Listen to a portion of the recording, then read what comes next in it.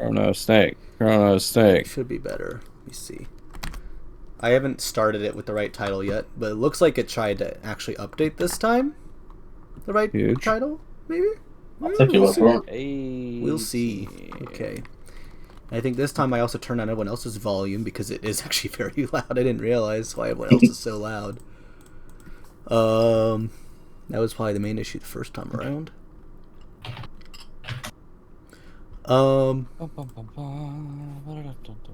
otherwise, yeah, in a couple minutes it'll be live. I'm trying to do my little Game Boy emulator today, and I tell you what, it's not a game. Great, Ted. I'm the worst lobby host today. I'm distracted by other things. You're what? What did you try to do? Like Slug? I'm making a Game Boy. Yeah, it's like harassing me in chat. God damn. 5 seconds remaining. Alright, so we're looking at the champions of last season's group stage. It's kicking the shit Wow. out. Oh yeah. Do I remember The JM from winners last season? of last season. Name. Right? Yeah, that's actually really funny. Yeah, 5D were like dominant. I think they lost one series last group stage. Whereas the War Team were maybe lost two. I think it was where then War Team ended up taking home the bracket crown. Yep. Which is a funny story. I mean, 5D won you. I mean, they say it themselves. They absolutely bodied everyone in the group stages and then tanked in the. They tanked in the bracket. This will be also interesting though, because I think 5D won you. I think who was the lowest value team point wise? I guess going in, because I feel like this is also a team that didn't have like a lot of necessarily like individual standout playmakers, but they were all like solidly like working together, did their game plan. Yeah, there's a learning curve for the rest of the teams, I feel, but except for them, you know. Dire team. Yeah. Whereas like we might have the team that has the most interesting point values, I should say. Warm-up team. Dire team bad. Sure. I was gonna say, so the final bracket results last season had Super Good Team and Registered Night Stalkers at the bottom, both with 1 win and 6 losses. 10 seconds remaining. Have a look how the bracket go. Both of them did end up getting knocked out first round. I believe, if I remember correctly, 5D1U ended up getting knocked down to the lowest by Lips 2-0, where they then beat those boys and then ended up losing to Mages in the round after that. Mages also bodied Retriever just before that, just so everyone remembers.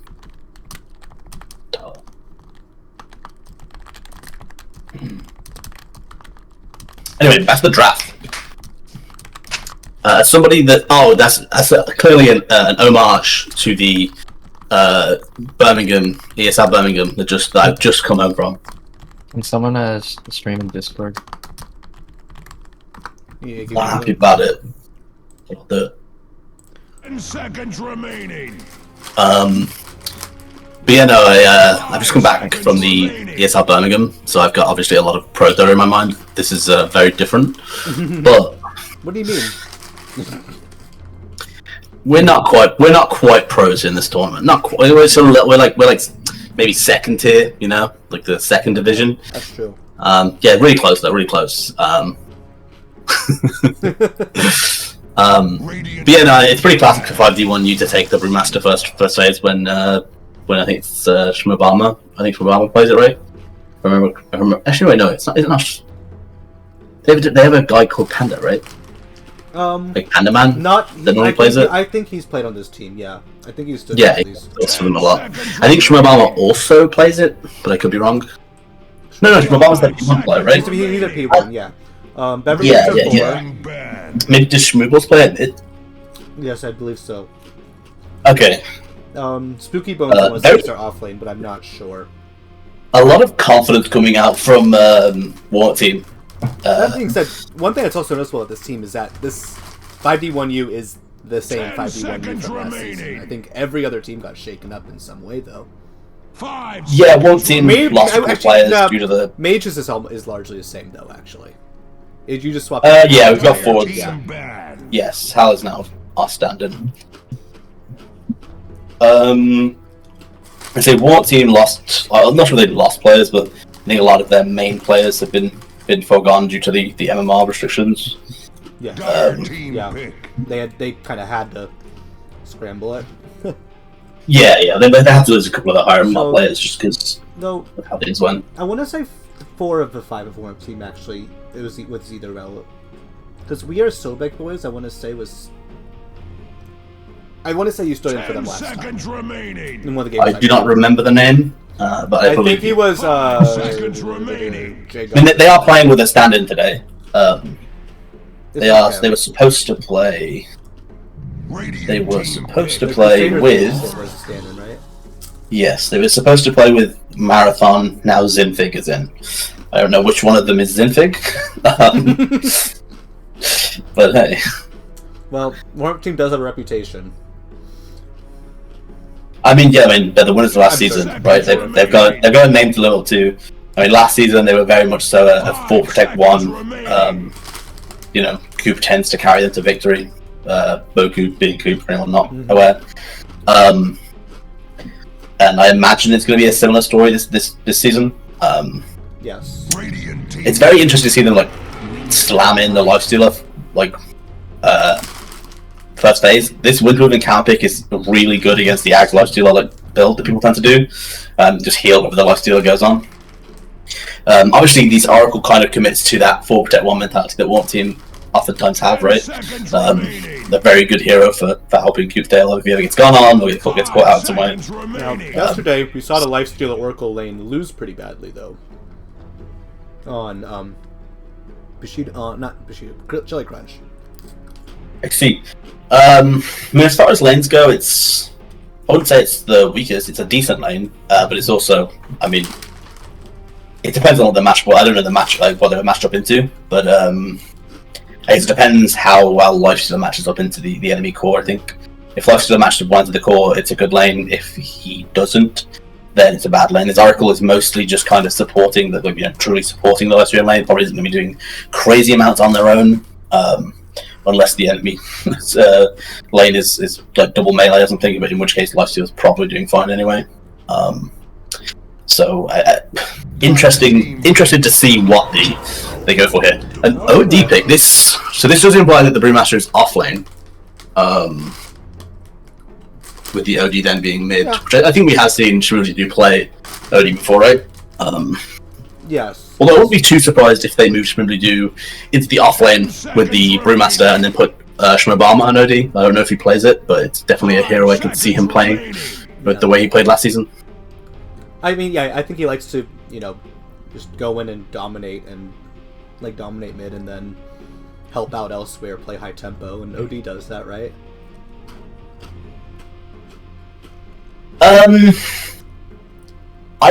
I disagree. I think OD is not that high tempo. A lot of people like to play high tempo with OD. So OD has a kind of a curve to his power spikes, right? Early on in the game, his Astral Imprisonment and his damage is pretty good. It's pretty hard to deal with, and his ult does a lot of damage if you both one even just once. Yeah. But very quickly, by the time you reach 15-20 minutes, the hero is kind of falling off, struggling to keep up with some of the other heroes as they get their first item. So he falls off a little bit in that kind of time period. And then he'll get BKB start coming online for the first period at first. Yes, and he also often tends to get BKB himself. And then once he gets a BKB sheepstick, he becomes a late game carry, quite scary to deal with. He comes back online. But there is definitely a mid game point where this hero really slows down. But the Brewmaster easily makes up for that crazy strong hero up until 30, 40 minutes. But that mid game, yeah. He's an insanely strong gamer, and more recently the hero's still been quite decent in the late game if you have a decent foothold, because you can just send the pandas at towers. His tier 3 cape, his high ground pushes. Yeah, pretty free sometimes. It's a very frustrating hero to deal with because so they nerfed the shard, so that you always come back to the normal panda, right? So you'll come back to the Earth Panda if Earth Panda's alive, which is the one you want to punch the towers with. But the issue is that means you have to then ignore the Earth Panda for the entire duration of Brewmaster's ult in order to get him to spawn in it, right? Which means you're basically just letting this Brewmaster die once to take what is probably best part of an entire set of racks. So you can't really ignore it, which basically means he still has to do what he used to do, which is feed the 3 pandas and just sit and the wind panda outside. But then we see a Venge pick up on Wart team, solid support. Once again, another kind of save hero, probably all focused around having his lifestealer out, Keeper of the Light, solid mid laner nowadays, but similarly, another hero that I think plays towards Wart team's strength of the 4% 1. Lifestealer really enjoys the cooldown reduction from Carl's mana, the Geef mana. We see a Drow Ranger picked up on 5D1U. Not sure how I feel about this. It's interesting, I guess to say. It works quite well into the Oracle, right? Very good at like non-committal fighting. Yeah. But then obviously she's not the biggest fan of playing something like a Venge that can swap her in. But I guess you could also argue that there's down multiple targets for that, like the OD and the Drow. But then it's another hero that's quite slow. But at the same time they have the Brewmaster, so the Brewmaster kind of makes up for that. My biggest issue is kind of the matchup into the Lifestealer. Lifestealer being a strength hero is a pretty natural like AC buyer and whatnot. Which obviously is a really good against Drow. Drow ult pierces your natural armor, but doesn't pierce any plus armor. Yep. So armor items are really good against Drow. Would like to see like a Vlad picked up on the bench for that purpose. But yeah, I'm not a big fan of it, but I imagine they'd pick this as it's a comfort hero for one of their players. It's a solid laner. Currently it's chose to be laning into a Venge. Also a pretty strong laner. Makes a lot of the melee offlaners people like to pick. Obviously they haven't shown an offlaner yet. Yeah, laning against Drow. That's what. Yeah, a lot of the. Right? We're still waiting for an offlaner and warm-up team. Yes, warm-up team needs the offlaner, and then 5D1U presumably need their secondary support. Yeah. But yeah, it definitely limits the offline pool for one team. See a Treant. Okay. I don't hate this. I think Treant armor is a very good source of armor to help mitigate the lifesteal with the axe, mitigate the lifesteal damage in general.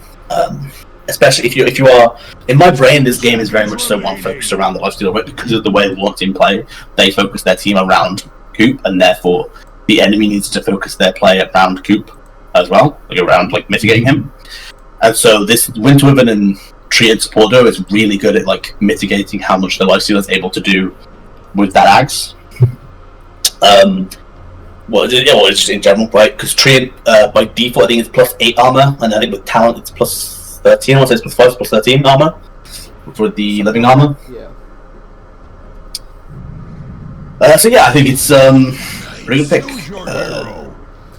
Nice Stalker, very good against the honestly all the cores. Yeah, don't really like the zero pick, actually. Yeah, I think it's whoa, wait. Oh, They baited them. Has Coop switched to a make different a mistake? Is that why they're taking so well, long? this makes sense. I actually no, I'm dumb is the issue here. So I spoke to Coop multiple weeks ago, and he did tell me that he was planning to play mid this season, right? And they've kind of abused that information because I guess everyone assumed Coop would continue to play P1, as I think it's a role he's been playing a lot up until this season. And actually, Lifestealer is a meta hero, one of Coop's go-tos even before his meta. So they kind of baited them out with this display, and then he ends up going with the Night Stalker, which is a interesting pickup as a mid laner, because that implies. I wonder if he's flexed himself into the offlane, or if he is planning to play the Night Stalker mid. Because looking at this draft, assume the Night Stalker offlaner would be otherwise, so that's a thing. Well, it would be the Cottle, right? The Cottle is the other core. Yeah, but does. And we Cottle P3 has been a thing in the past. It's very similar to mid Cottle, but the issue with that is more so the Night Stalker going mid into the OD sounds atrocious. Yes. That sounds like a very unfun lane. Mm-hmm.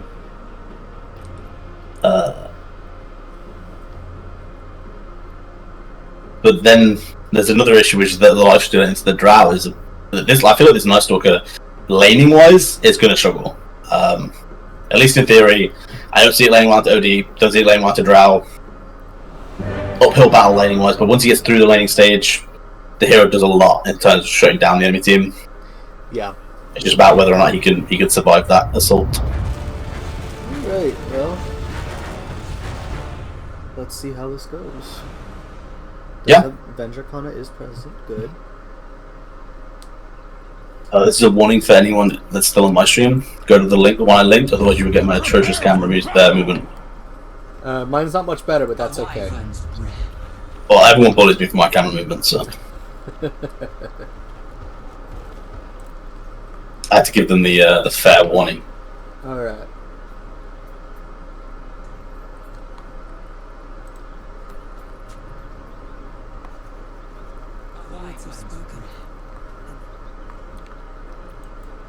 Alright, both teams smoked. Though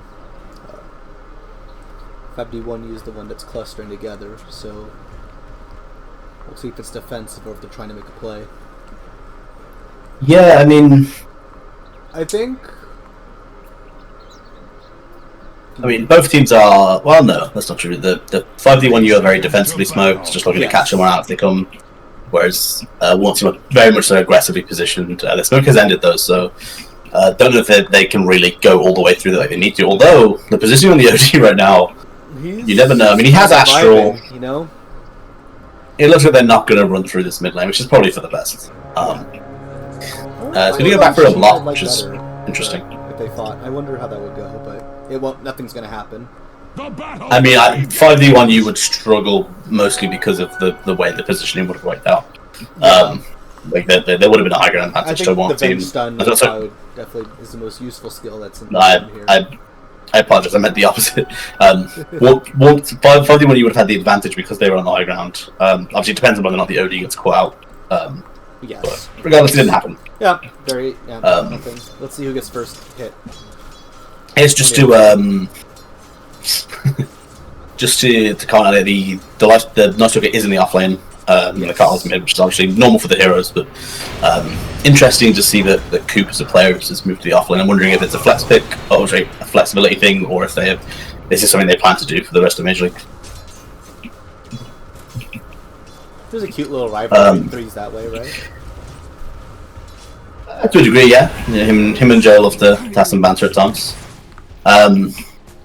It's interesting to see that he's ended up laning into the Shimabama, which is the higher MMR player of 5D1U. As I mentioned, this lane, I would argue, is pretty good for the Drow. But one thing about Coop is he is a very strong laner. Me and him are similar MMR, but I can tell you right now, he is way better than me at laning.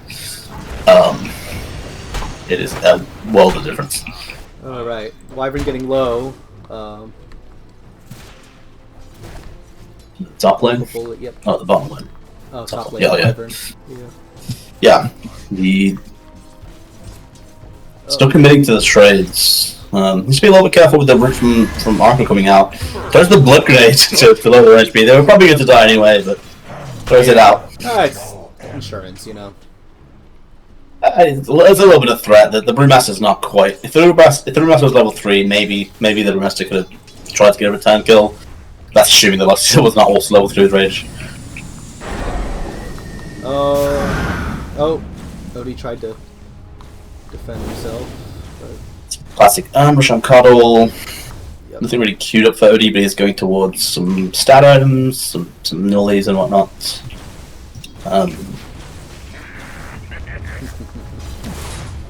Killing nil tally on the Drow, pretty standard nowadays.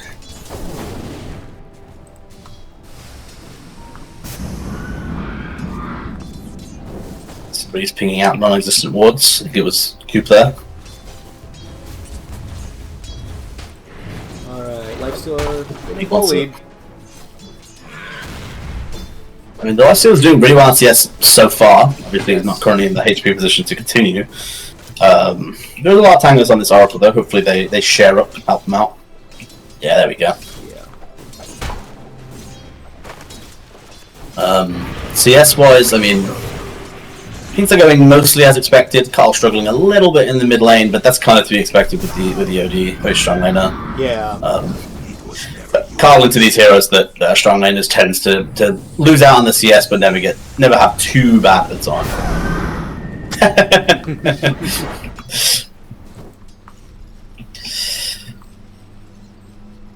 Okay. Drow's doing really well in spot lane. Having a great time. His double started now. Although the main scary point for this Drow will be in Aminosa's time. When this nighttime hits, maybe Nightstalker can make an aggressive play with the bench stun to rush her down. Oh, that like. They might get him. He gets hit by the blast. Yeah. He's not good for him. Yeah, he goes down. He goes down. Alright. He's a bit far up. The wave got pulled back. So. Yeah, the last two was doing amazingly in lane until a minute ago, right? He's gained one last hit and one deny in that time, and now he's dead. So he's definitely struggling a bit due to the lack of regen. We lost him. The Oracle might go down too. Managed to purge off the slows. Looks like they should be able to just barely get away. I think he's fine, but he's gonna be low on resources in general. Oh wait, the Wyvern now in danger. Oracle's going in, but the Brewmaster's kind of zoning them out. Wyvern doesn't really have anywhere to run to though. It's quite slow with this dual frenzy slow. Oh. Secured the kill on Oracle. Yeah, secured the kill down on Oracle is important. I think Oracle's not gonna die there. Okay. Alright. Yeah. Drow's bullying, waves pushed up. I would like to comment this Shmooley do. It's not toxic, he's playing to win, but there's just something so funny about him actually imprisoning the range creep.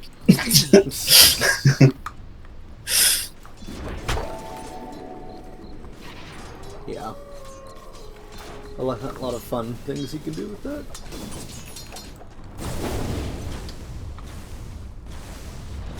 Pretty clear up. I mean, I guess Brew's struggling a bit with the last hits, but they're not making they're definitely starting to slow to save. Gil Beverly getting pretty low on the bot lane. Looks like he should be able to just scoot away. He has a bunch of tangos and he's a trainer, so he's not too scared, doesn't have to really go home. Just needs to be a little defensive for a short period. Yep. Top lane of the lifesteal is suddenly doing great on last hits recently. He's shot back up the chart. It looks like when he is comfortable in lane, he's doing a great job of last hitting. It's just that occasionally he's having some regen issues. Alright, oh, they are closing in on the Druggo getting pretty low. He throws the heal out? Not quite. Though... Unfortunately, the Drow was just a little bit closer. Maybe could have harassed them enough that they couldn't commit to that. Yeah, exactly. Yeah, good kill by Warm Team there. Alright, keeping this wyvern alive. I think it's gonna be enough, but the rage. But I think that lifesteal. But it looks like it might be a turn kill. Blood grenade slows pretty big. But when they're slow, some good damage. Yeah, he's level 4, so. Yeah, goes down. Treant tried to secure the kill, but didn't quite get there in time. Oh, meanwhile, bot lane, they dive the Drow. Oh, but the ODTP, they managed to get one return kill. But now Cube's running him down. Gets Ashen in prison. We do have a weapon coming in. OD wants to get the Owl out. Always getting ran down. There's going to be a Q shortly. He managed to get out of vision. Can he get the prison off? No! Oh, he had a weird... So close. I'm not sure why he turned back there. If he had managed to get to the trees, he could have bought the time for Ashel, and then it would have been a completely different story, right? He lives, the Night Stalker dies, and it's probably a huge play for them. But Coop stays out, gets out alive. So that's pretty good for them. Ooh, managed to secure 2. That's very good for their support. It means that their level 6 is out. Presumably going to come out much sooner. Let's have a look here. Yeah. Actually, not a huge difference. The Wyvern's struggling a little bit for XP, but it seems like Tripkill Berry got a lot of XP in lane, so not too bad for him. I need to learn these shortcuts for the... Well, they want this Wyvern. I'm not sure you want to go on this Wyvern. The heal, it's very easy to turn this around. Very good decision to stay calm and go for a bit of harass there.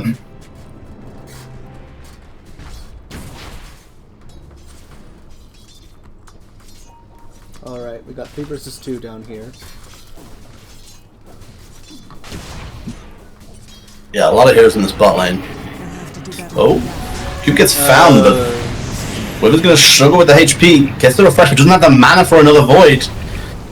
Wants to finish it off, but it's too dangerous. Doesn't want to sacrifice his life for it. But there's a haste on the OD. Alright, there's a ton of vision for this Night Stalker now, but he's pretty well. Yeah, I mean he can see everything, but he also has the mana for one more void. He wants to get on this drow, but doesn't quite have the vision. Yeah. OD's in an awkward spot right now. Gets the void off, is committing to it. Gets slowed, and he just have him in prison. Great imprisonment. Get that Night Stalker out of the fight, take his vision away for a bit. Oh, blown up. No. Well, the drow went down as well while we went looking. Yeah. Ooh, Yeah, that's a rough fight for 5D1 you had. Oh, the swamp. Ooh, we're stopping to the Wyvern. Looks like she's going to go down too. Yeah, she's delaying it, but it's kind of inevitable. It looks like Chuggill might get the courier, but he's kind of next to Q for the chopping block. He just got 6. Do you think he's going to get anything with the jump on him? They'd have to commit more TPs, and the Drow doesn't have one. The Brewmaster could TP in, which could do something, but they need to communicate that. Well, it's safe to not. There's no need to push it too much, so... Yeah, well, not surprised they didn't commit to the room. I guess they were worried about... Sorry, they didn't commit for the tree, but I guess they were worried about the extra TPs.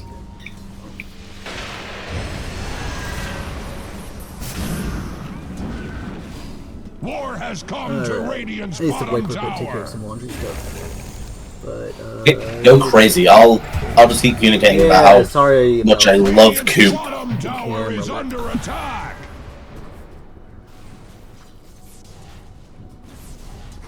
Anyway, let's have a look how things going. We're back into the daytime. No night struggle for, well, not too long. 30 seconds, so maybe make a play with that. Curious what item we'll see from Coop. I'm a bit of a night struggle player myself. I like going Midas. I was back when Midas was better. I haven't done too much since then. Maybe he'll just go Shard. We'll see. Many potential items. I imagine Orchid is pretty popular on night strugglers nowadays. yeah. Meanwhile, Lifestealer, decent way towards his armlet. Brewmaster went decided not to finish the vessel and is now heading towards Radiance, which is an interesting decision. I don't know if I necessarily disagree with it, but it's definitely slightly abnormal. Gets the Brewmaster all off. He lifts the Lifestealer, commits some damage onto this Night Stalker, so the Night Stalker, even if he gets away here, which he will, having to commit the Oracle up for it, he's not necessarily going to have the HP to really come back in. Oh, a huge OD taking down the Night Stalker. The Lifestealer wants to commit onto the OD here. Doesn't really have a save for him. Well, the Wyvern tries to go for the heal, but he's just barely too slow. Ooh, the car getting a huge blast onto the Brewmaster. Yeah, when it's swapped in. Ooh. Well, looked originally like a really good fight for 5D1. You just ended up getting turned around. Yeah. Off of the magic of... It just kind of felt like the Lifestealer punched a bunch of people to death. Maybe Carl did a lot of damage from the side and I didn't see, but... Yeah, it's kind of against the Fiery Cat. Yeah, kind of just a lot of damage all around. The Carl must have been able to hit multiple areas with a blast at some point because he managed to do 1,000 damage. Yeah, no, I guess it's all around the heroes on one team did a great job doing damage, and the Night Stalker didn't even get to do anything. Axe observes carnage underway at Radiant's top tower. They're going to secure this top tower, which is, Radiant's top tower. good map pressure, but not the end of the world for 5D1U. How's this Drow doing? She's heading towards a Dragonlance, which will help her, just stat up, be less easy to pick up for the Night Stalker. See a DD on this Night Stalker, has all in 14, might try and make use of that. Might position aggressively for this mid tower, maybe? Heading towards the Echo Saber on Night Stalker, a little out of meta I feel, but not bad. At Radiant's middle tower. I don't know, I feel like you want a Harpoon for stuff like Drow. It helps with Drow.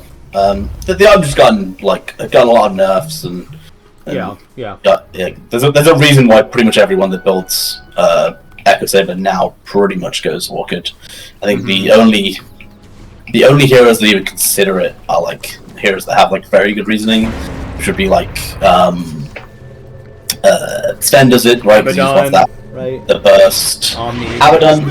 I feel like even Abaddon probably goes Orchid now. Omni wants likes the double. Yeah. Yeah, I guess it makes sense, right? He's the frontliner for his team. The extra HP from this Ogre actually does a lot for him. Yeah. Still not 100% convinced. I feel like the Orchid gives him a lot more kill potential on like the OD and the Brewmaster, but at least then it's just still fine. Lifesteal having a pretty free game so far. Now got the rain skewed up and is heading towards it. If you head over to the net worth. Yep. Yeah, Lifesteal well ahead of the competition. Cuddle the next in line. Brewmaster also worked on his own weakness. Yeah, he's had that good for a little while. I think it's an interesting adaptation. Like most Brewmasters will obviously when going for the urn, go for the vessel. I'm wondering if there was much thought process behind going not vessel. Was it kind of an adaptation to kind of the fact that he'd fallen behind? You wanted to go for like a radiance to have like a different power spike timing because that you knew he wasn't going to get charges for the vessel, and by the time he got when he got the vessel, they probably weren't going to be that good to fight anyway. Right. So you kind of thought like get a more impactful item that maybe is a little slower, but then have to scale as the game goes on. Radiant's top tower is under attack. Yeah, I'm curious to look at the thought process behind it, but I kind of agree with the decision.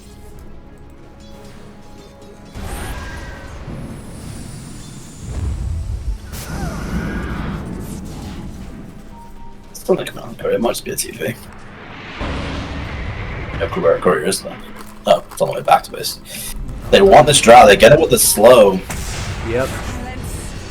Ooh, Lifesteal's here. He has his own. Huge Witch Curve. But with the trio stacked with it, kind of stops the effect. Unfortunate stacking. They might be able to. Looks like they probably can retreat to this tower. He needs to be a little bit careful with his positioning, but can help to fend them off. I'm not sure we. Oh, the Brewmaster's in. What's the cuddle, I assume? I think there's a general decision to disengage from 5v1 you here. Oh, that's like still a little brave. No, it's harder to initiate onto. Very unfortunate, both supports kind of saving their drow at the same time. Ended up stopping them from getting the free kill on bench. Yeah. This sustains, good remains.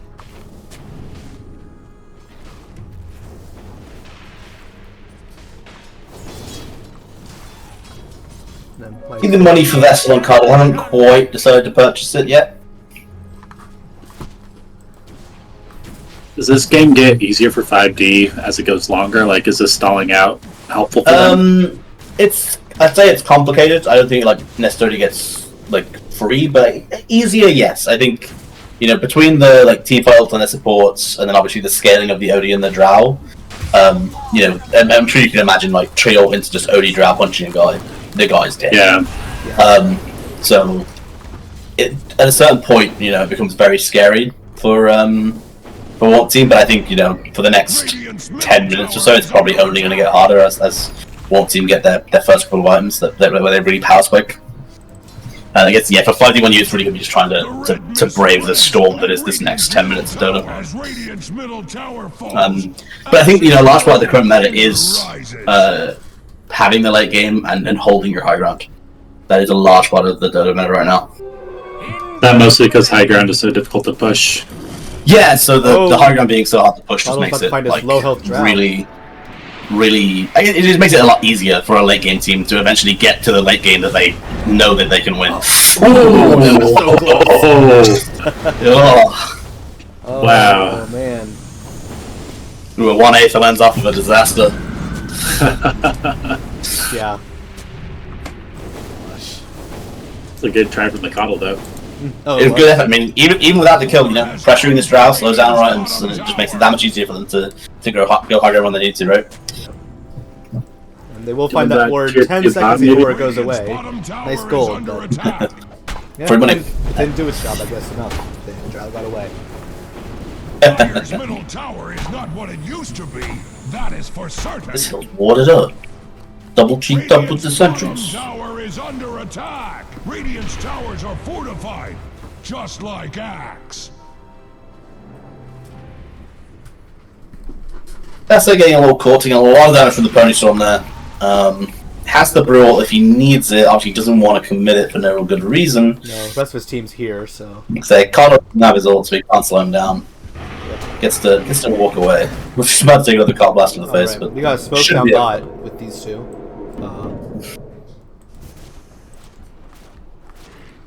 3, I guess. Night Stalker has Lifestealer. Has Lifestealer, so a little interesting to see them commit the Lifestealer to a fight right now, given that he has a pretty big power spike coming from the Radiance. But regardless, end up getting a pick. Oh, really close to securing the Drow, but managed to hold him off with the Women. Probably get his relative able to dive it anyway. Beautiful heal on the Women, but now he's silenced. Crushing him behind. Yes, the Brewmaster rolled out, but he's just so outnumbered. I'm not sure what he can do with it. Oh, the Odie's here to help. Do a good chunk of damage to the Lifestealer in the orb. Lifestealer very low, but the Oracle comes out. Ooh, a beautiful swap, getting the Lifestealer in a nicer position. The neutrals, I think there. Is that the neutrals? What's stunted? Oh, that's probably a Brood Panda. Managed to get out on when you actually never mind. One of them has been left behind for dead.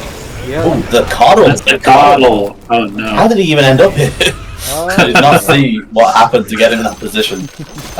Ends up being okay, not a good fight for 5D1U, but kind of a fight that they can, I guess, be content with, right? It delays the game. Their Drow unfortunately dies, but at least the OD survives and is scaling up. Y'all looking towards the Manta first? Or do you think there's anything else after the Yasha? Might head towards a different item. Like the Manta is nice, but I think she maybe wants to either finish the Hurricane Pike or go for like a BKB, just something to let her man fight a little bit. When this Night Stalker gets on top of her. I'm a big advocate for the Shard on Drow when you want to be able to man fight, but I think she also needs more items to be able to man fight the Night Stalker even with her ult. Night Stalker can just fly over it, right? Yes, with his ult, yeah. So the reason the Drow Shard took it for man fighting is that when she's standing on the hill, it doesn't matter if anyone's next to her, so she still gets the marksmanship, which is obviously what makes her so strong. It's a very good way to be able to man fight heroes like Night Stalker that get on top of her, but obviously just having her ult up does not mean she can man fight this Night Stalker right now. She still needs maybe another item or two before that's super applicable. Oh, maybe she'll be... Well, let's see if anything gets the card here. It also counters, I would be surprised if she cannot. Blinding Light as well. Gives her True Strike. Yeah. Yes, it gives her True Strike back with her ult, yeah. Well... Yeah, evasion is I wouldn't say fake, but a lot less impactful against Shroud in general, just because she relies so much on those ult procs that if you're evading her non-ult procs, it's not that big of a deal for her. Alright. Lifesteal did finish his Radiance. Good. They finished the Tormentor over on the die and they're now smoked up. Very, very far away from where they want to be, so it's a little bit of an ego smoke. The Night Stalker says, yeah, this is, you guys go find something and I'll run over if it happens, but I doubt we're finding much with the amount of smoke time we've got left. Got the Radiance done on the Lifestealer too. Yeah, he just finished that up. Yeah, that's a big power spike. He's inside the Night Stalker and is securing the CS via his Radiance. Yeah, very hard to go on this Lifestealer right now. I mean, if they're paying attention, they might notice he's a little extra beefier right now, and might notice the Lifestealer inside of him. Also might just notice random things burning next to a man with that Radiance, but it makes it very hard to defend these tier 2s, but I think 5D seem to be aware of the fact that they're weak right now. We need to wait for maybe like BKB on OD and BKB Shard on Drow, yeah, or Hurricane back on Drow, just so that they can do something when this Night Stalker runs at them. Honestly, I would be very down for both Drow and OD to go Hurricane Pike. Yeah. Maybe even Hurricane Type into BKB, just so like they can push. Like if you imagine the OD pushes the Night Stalker away, you can do a lot of damage to him with his orbs. Got good news for you, Mina. What? Drow has Hurricane Pike queued up. Yeah. Yeah, Draw's got hers queued up. It'll be pretty big for her. Just gets her into a nice like able to force staff in the same positions where people run at her. OD just bought a force staff. But yeah, okay, yeah. So they both kind of understand that positioning is super important against this Night Stalker. Just being able to get that little bit of distance will do so much work for them. The tree goes down. It's unfortunate that support's dying when you're this far behind is very inevitable.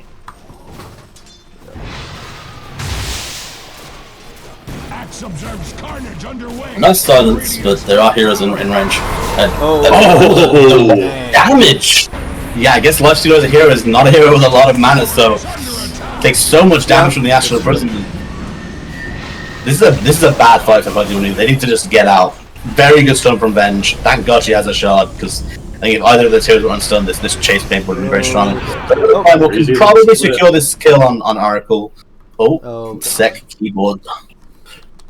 This is some ESL Birmingham toxic pause.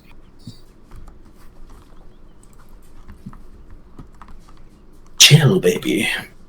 You've been watching too much British Dota, right? Give us a few minutes as well, okay? They want a quick toilet break. You got a quick huddle toilet strap break. With their heads right. Yeah, well, you know, I mean, that's what that team's all about, is their toilet breaks. So this pause unfortunately does help Warm Team. You know, he lets them communicate that do not help this Oracle. This Oracle is dead AF, or even the die.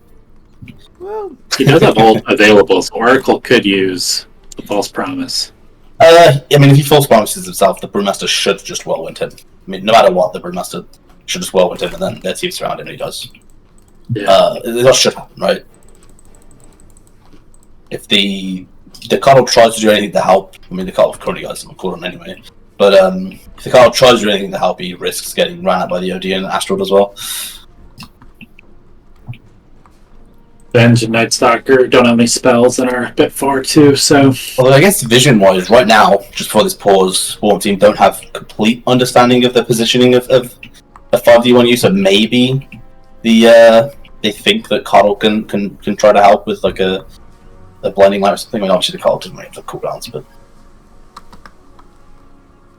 See some lines being drawn on the map. I did not see this. There is a tiger in the internet cafe. I hope that's true.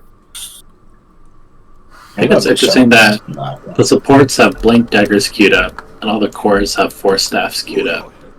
Whoa! What was? Whoa!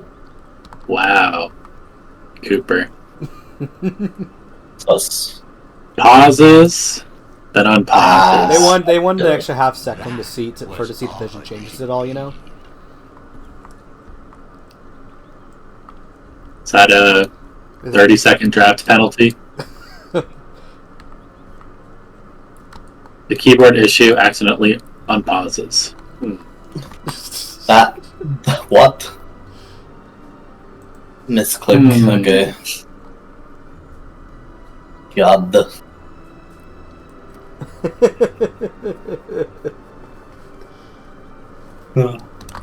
Fucking hell, man. I had a keyboard problem too that accidentally uploaded all these cheats and scripts for me. It's really annoying.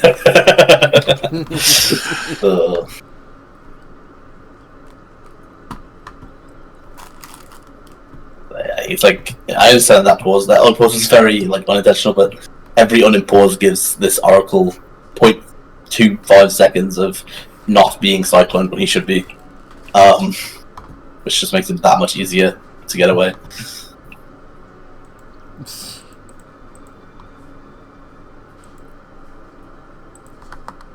Really now, you should have seen that. Damn, I don't think that's true.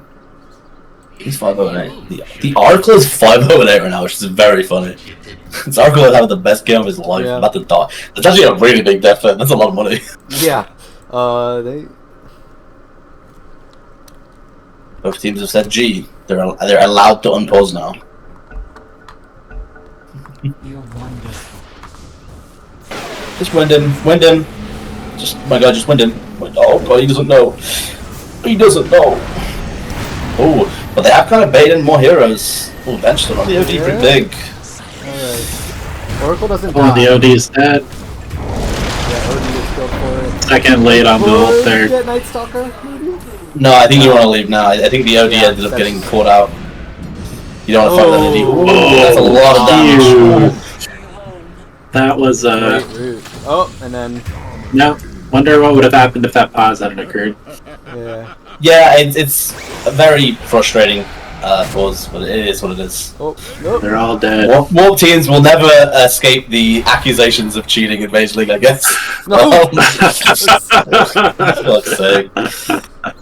All right, this will give. And This that's will the give BM pause. They get This will the, get they are the puppy pauses of Mage League.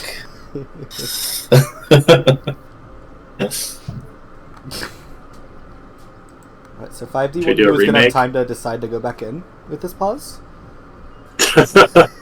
Yeah, maybe in 20 seconds. I don't think it requires much thought to the fact that there's definitely some thought they can do to be more optimal here. I don't think they were probably going to barrel down mid. I don't think they should barrel down mid. They probably should push out the side lanes. But you know.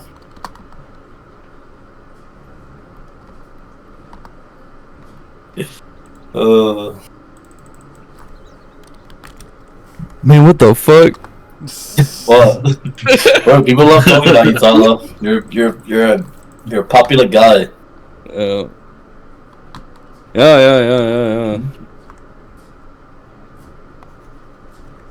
How many pauses do they get, Mina? It's supposed to be, I think, 15 minutes of pauses in a game. But who the hell's keeping track? It'll only matter if they start being excessively over, right? Yeah. And I'll be the sad admin who has to enforce it.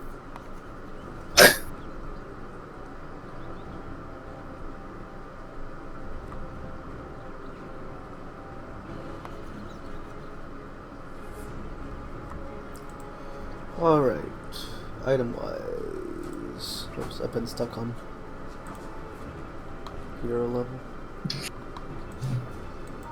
I'm leaking team communications right now. I think they should let this remaster go. Brewmaster's fine, right? He's gone. He's gone. I think if they could have gone, it would have been worth it, but yeah. They couldn't have. Well, welcome, He's long Risky. gone. Alright. It's Radiant's middle tower is under attack. What's Drow doing on her adventure? She could go back to the bot lane. yeah. I mean, it would be nice to finish the Hurricane Pike. It would be a pretty big deal in these fights. I mean, we saw in that fight mid, right? They definitely can. You know, they have the potential to win these fights, right? I very much so underestimated the sheer damage a lot of people can apparently just take from an OD. It's a very unfortunate interaction.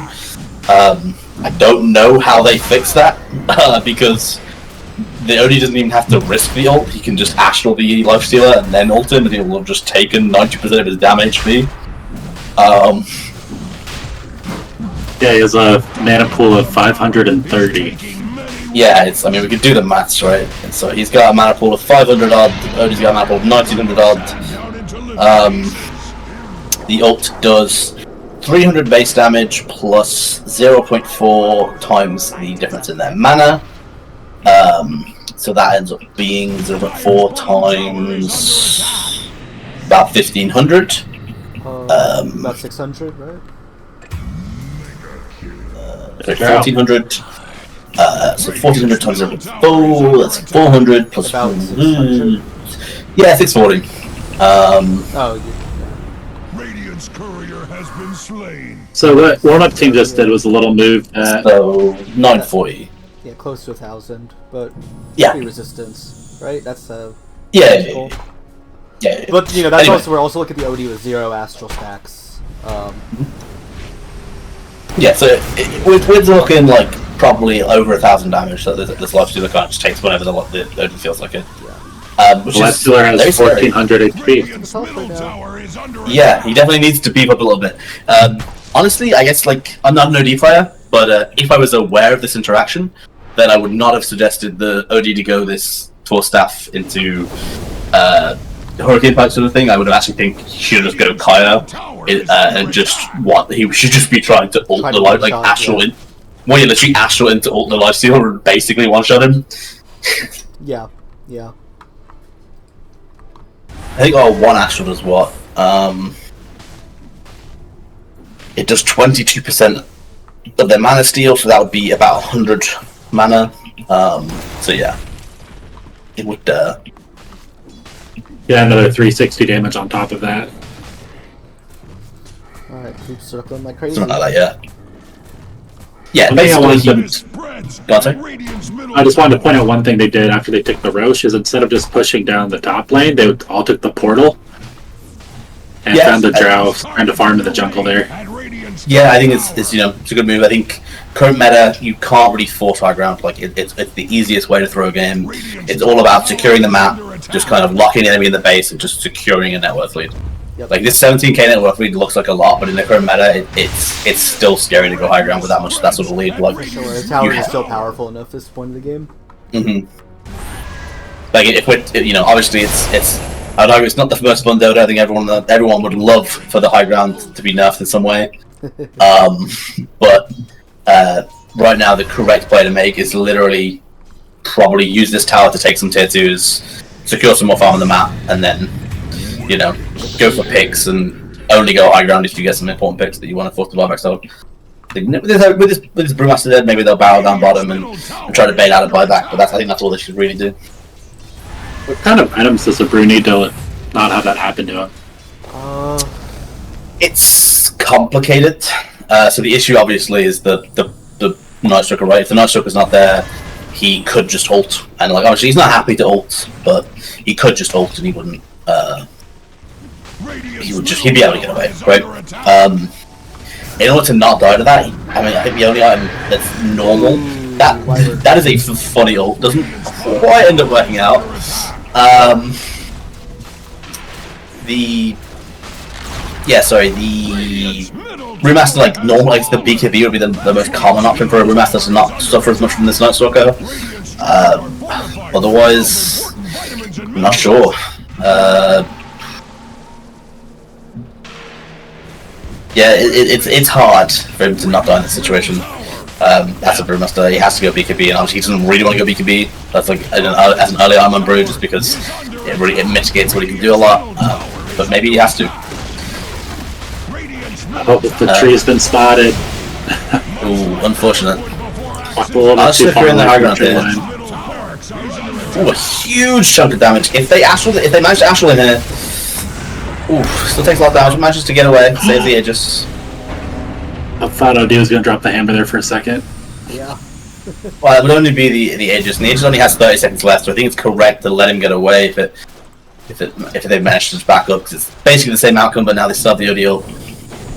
Lifestealer does want to come back in. Very angry Lifestealer. Range evasion doom. Oh, that was... there it is. Oh, they managed to... The Lifestealer's going down. The Lifestealer's in a terrible position here. Needs... Yeah, to get into the cap, but doesn't look like they have a great way. Oh, they have the Cyclone. Oh no, they hit the wrong... They hit a creep. Oh wait. That's for the Lifestealer. Yeah, that's the Lifestealer's creep. Yeah, they've secured the... Oh my god. Oh no. Look, I'm not saying they're doing it, it's just really sus when they do it in every big team fight. There's been 2 big team fights this game, and they've paused during 3 of them, which doesn't make any sense. Yeah, he's cycloned. Maybe he's confused at where his hero is. I can't control my hero, that's because you're in the air, Lifestealer. It's not a bug. You're gonna be okay. I'm asking my chat if warm-up team should have a penalty. Gotta hop out for a second. 15 minutes each Admin. team. We don't know where we're at though, do we? I haven't been timing it. I've not been timing it. I've been giving a vague. I'm giving a vague note in my head so that I'll be aware when it's most likely over 20 minutes, just because that's substantially over the limit, and then I probably shouldn't report it. Yeah. That's like coming out of his form at the worst time. Just poor Trian ends up getting taken out. Cuddle being very brave here. Needs to be a little bit careful on the Cuddle. But also just be careful on this OD, because if you go out of the Cuddle, you will die with the Dagon. Oh, Wyvern does set up, wondering. Oh, traveling a little bit. Oh, the Sarge comes out, the Dagon comes out, but it's not enough damage, the Cuddle goes down. Yep. The Porch somehow working against Warp Team. I guess maybe baited the Cardinal into doing more than he should have. Huge fight for 5D1U. Really helps them stabilize, even if it's just that little bit. The net worth lead still looks big, but it as you mentioned before, this Drow OD scaled very scarily into the game, especially we see this Treant queued up with Blink. Obviously, the man's in party as the P5 and the losing team right now, but when he gets his Blink, suddenly you've got this fear of a Blink Treant all followed by a Drow and an OD just trying to pummel your Night Stalker to death. So the Night Stalker feels like he's going to need to maybe hold his BKB for a Treant when that happens, and the fights just get very hard at that point, right? Once you're truly scared of the damage, which I don't think it's quite yet, but with every minute that goes by, it gets us just a little bit closer to that. OD doesn't have anything queued up. He's set on 34 gold. But he's bought his Hurricane Pike. I imagine BKB might be the natural purchase, right? A lot of ODs will build BKB third item anyway. So that's the most natural item. Sheepstick is also another natural item, quite good against this Night Stalker, right? Just Sheepstick him, and he's much less of a threat. Brew's going for his BKB. It would be very good if he had the Sheepstick against this Oracle. If they ever find the Oracle in an awkward spot, you maybe force that towards the Oracle, shoot them, and blow them up, and the fights get a lot easier. It's not hard to do it before the ult goes off, but once it does, it's just time. Well, that's what the Sheepstick's for, right? If you manage to shoot the Oracle, then it just makes it. It just gives you the time to blow them up. But similarly, obviously, things like Astral. I mean, maybe we'll see the OD head towards. Grab his shard. I think the shard's still. Oh no, shard doesn't give 2 shards anymore. Yeah. Sorry, that was the old axe. Axe is a pretty classic item on OD right now. You get you a lot of survivability. Not sure how important he feels in this game. He's bought the Ogre Club, which could be obviously for the Axe or the BKB. He has the money for either. We see the Brewmaster has queued up the BKB. He needs to not die to the Night Stalker getting on top of him, which I think is fair. I think he needed either this or just some way to get outside of it. There are cheaper items that he could go, but they don't feel great. You don't really want to be rolling a 4-step on a Brewmaster. Maybe just the quote-unquote correct play out. I'm not sure. Obviously, yours isn't the worst item either, but yeah, just a lot of items that feel bad for this Brewmaster to deal with. This Night Stalker, the Night Stalker is just a very good hero against him in general. We see the Drow's queued up her axe as well. Very good anti-heal against a team with a pretty decent amount of healing. Between the Coddle, the Lifestealer, and the Oracle, a decent amount of healing going around. They end up finding people on this weapon. As we said, when you're buying like this, I just came home from the ESL Birmingham major, ESL Birmingham tournament, and a lot of the games for Falcons who won. Sorry for the spoilers. Snaking was just dying over and over again. They were playing this sort of Dota where they sit high ground and they don't sit high ground. They push across the map, wait, and Snaking was just constantly tanking ganks and just being the person to die. And it just doesn't matter, right? You're killing a support. It doesn't really slow down the enemy team significantly. So it's not something you need to stress about in this game. You're behind right now. Dying as a support in these situations. If you're ahead, it matters, but if you're behind, it's kind of to be expected. It's the intended way to play. Well, if your team is doing something. Big caveat, right? Radiant's top tower is under attack.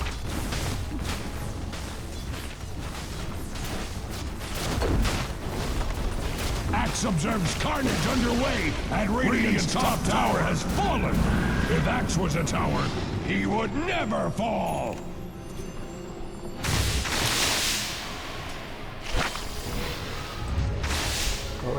They're going for a smoke. Maybe looking to kill this Brewmaster. Yeah, they have the vision of the Brewmaster. He's getting out though. Maybe notices they disappear from the map. So good attention span from him. Making sure he doesn't die.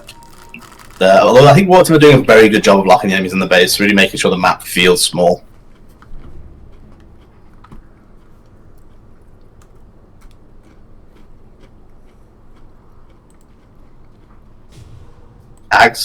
Drow's took 100 gold off her axe. We've been getting close to a 4-step a lot of these items and just do a really good job of helping them feel a little bit stronger in these fights. Ooh, bounty.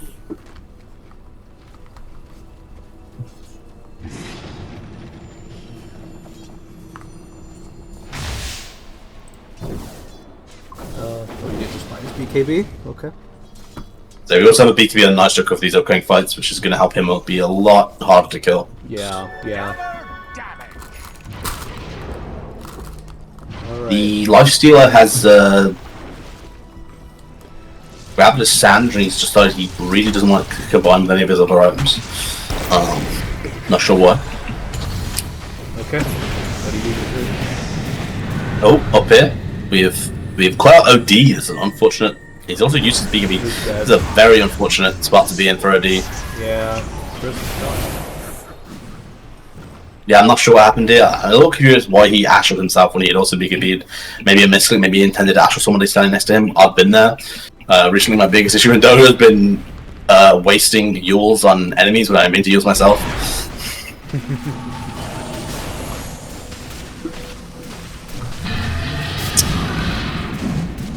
Wolf team securing Roshan. Obviously just clean Dota. Just getting the Aegis to maybe make another attempt at high ground. There be some serious connection issues on. This one isn't sus. You see, this one's okay. Yeah, they're doing it so that the other ones seem more believable. Yeah. That's why they do it. Yeah.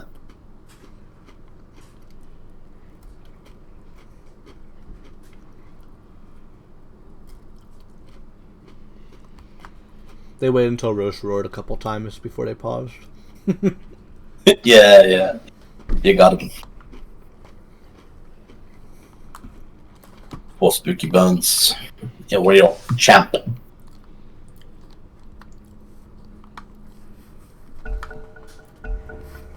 Pausing before they said G. Thank you. No, they had already said G. They were the ones that said first, right? Oh no. No, yeah. no, they didn't. No, okay. They don't want that going on strength. Didn't need it. That's respectable. Alright. Man's holding a tier 1 neutral. Send back to base. Ben's just gonna swap. Send your neutral back to base. Don't throw away your gauntlets. Interesting to see the Lifestealer deciding to stay in the bench. Yeah, ended up hopping out. Curious if there was much of a plan for that. It was literally cool. That was. I mean, if it had worked out, it would have been sick. I just don't know what the plan was. I don't understand. Look, it would have been cool as hell if you managed to make that work, but I don't get it. That has the money for Axe, but opting to keep buyback, which I don't blame it. Right, it's very easy to die against this Night Stalker and one not running at you, especially with like a bench swap available. So it's keeping buyback is good, but at the same time, I do also feel like the Axe would be very nice in this next fight. So would level 20, to be honest with you. Not only he does have BKB, but he's being very patient with it, which I would love to see. Trying to maybe wait out some of the items. We do have Sharding Drow that I didn't notice. Beautiful Gust. Venge gets deleted. She does have an Axe, which I didn't notice before. Obviously that also gets deleted as her team did make it away. Ooh, Treant just barely not catching the Lifestealer there. They could maybe chase for this Night Stalker with a little scary chase out of the base. Odie does still have BKB, so he can very much return. She's coming out on the Night Stalker, and the Oracle kind of come out too, but not doing too much as the she's already used. The Lifestealer getting very low. He's dead. Yeah, Lifestealer burst down. The Night Stalker is dead. I'm not sure these two heroes that are remaining can get the Lifestealer out, but ooh, he gets the rage off. Careful chasing all these got blast. Yeah, he's close. We managed to hit him once. We'll slow him a little bit. Yeah, just really struggling without the blink on this Treant to really get in range. The Treant did just finish the blink there. That makes the fights a lot easier from here on out, in my opinion. So that's a big threat for the enemy team. Yeah.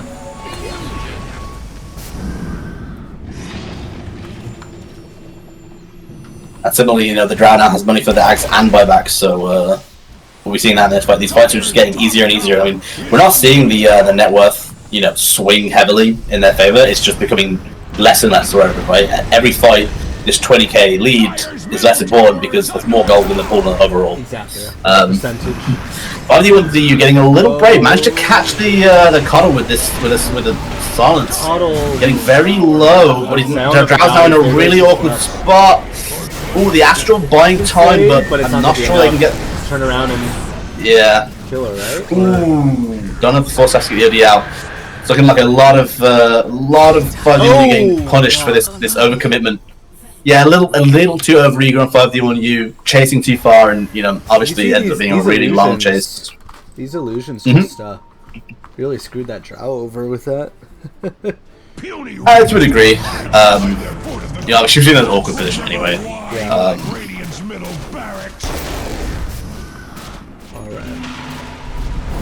If you're a little careful on the OD here, your team aren't quite up with you. Has his force staff. Ends up using it aggressively. No, he has Astral. He's definitely alive, but he will not have BKB for this upcoming fight if Warm Team decide to take it. Although, this beautiful swap getting the loss of the safety. Then just go down. I mean, she has her axe, so she's still involved in the fight. Gets brought back by the pandas. Then Delusion not making it out either. Obviously another a hold from 5D1U, but a very expensive one. Costing them 3 buybacks, on both the OD and the Drow. Which gives a big opening for Warm Team. I think once this event respawns, maybe the nice token needs to heal up by raising BKB. We're looking to go now, very eager, very brave.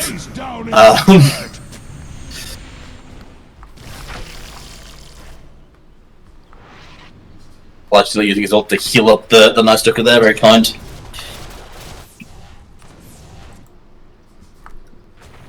Alright, 42 minutes.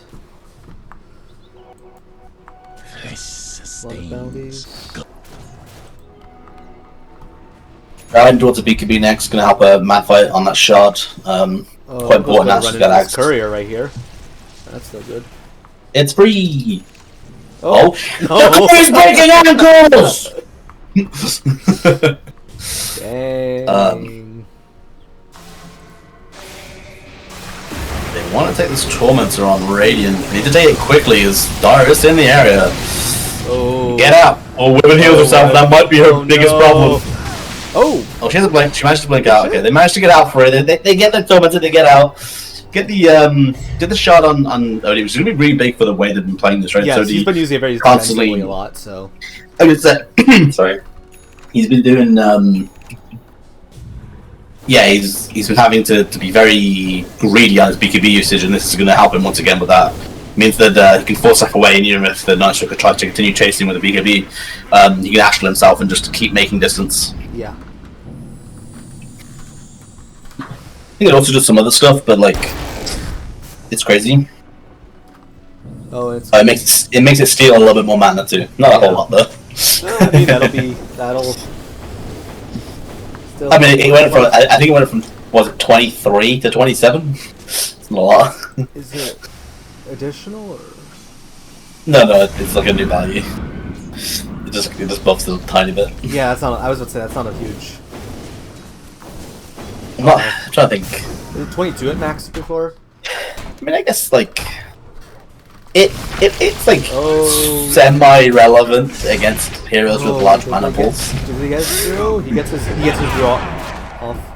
Well, I see. Yeah, he gets his draw off down here. They run and he's getting the Wind Panda out, but they might not kill the Earth, or.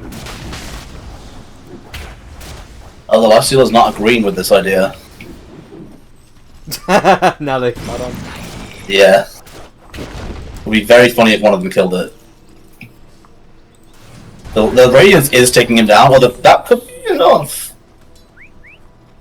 Oh, he turned Radiance off, didn't he? Yeah.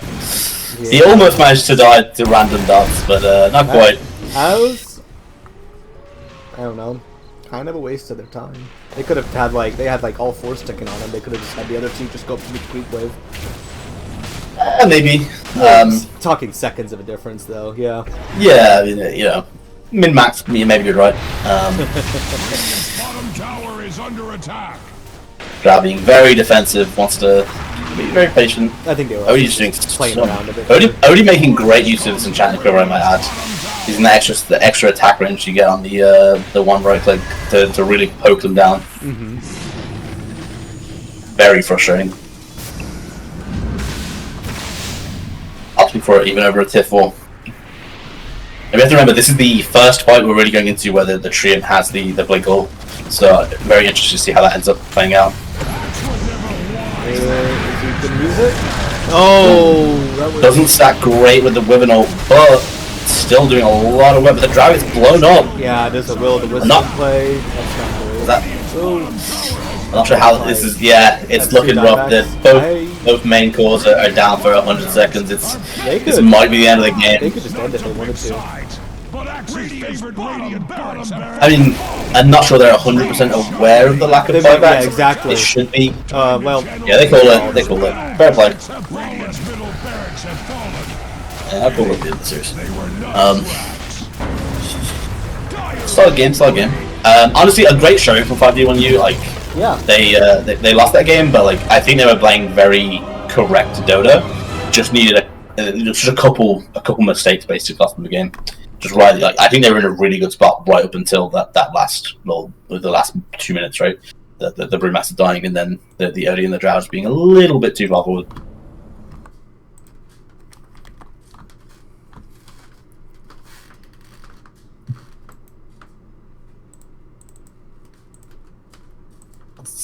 Start of the new lobby.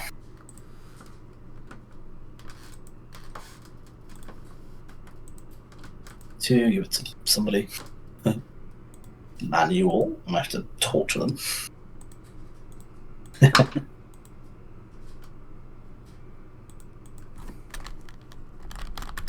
Finally on my friends list. What's lobby? Fight lobby. Okay, alright.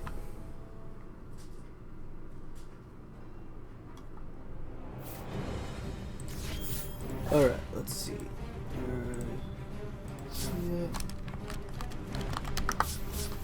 Oops. Type the password right. I mean, that game was an interesting one, right? I mean, first time really seeing Coop play an offlane position for me personally.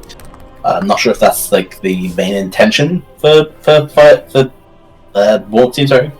If that's something they plan to do. I thought he was planning to play mid. Maybe, knowing Coop, he probably lied to me in an attempt to deceive me. He loves doing that stuff. Yeah.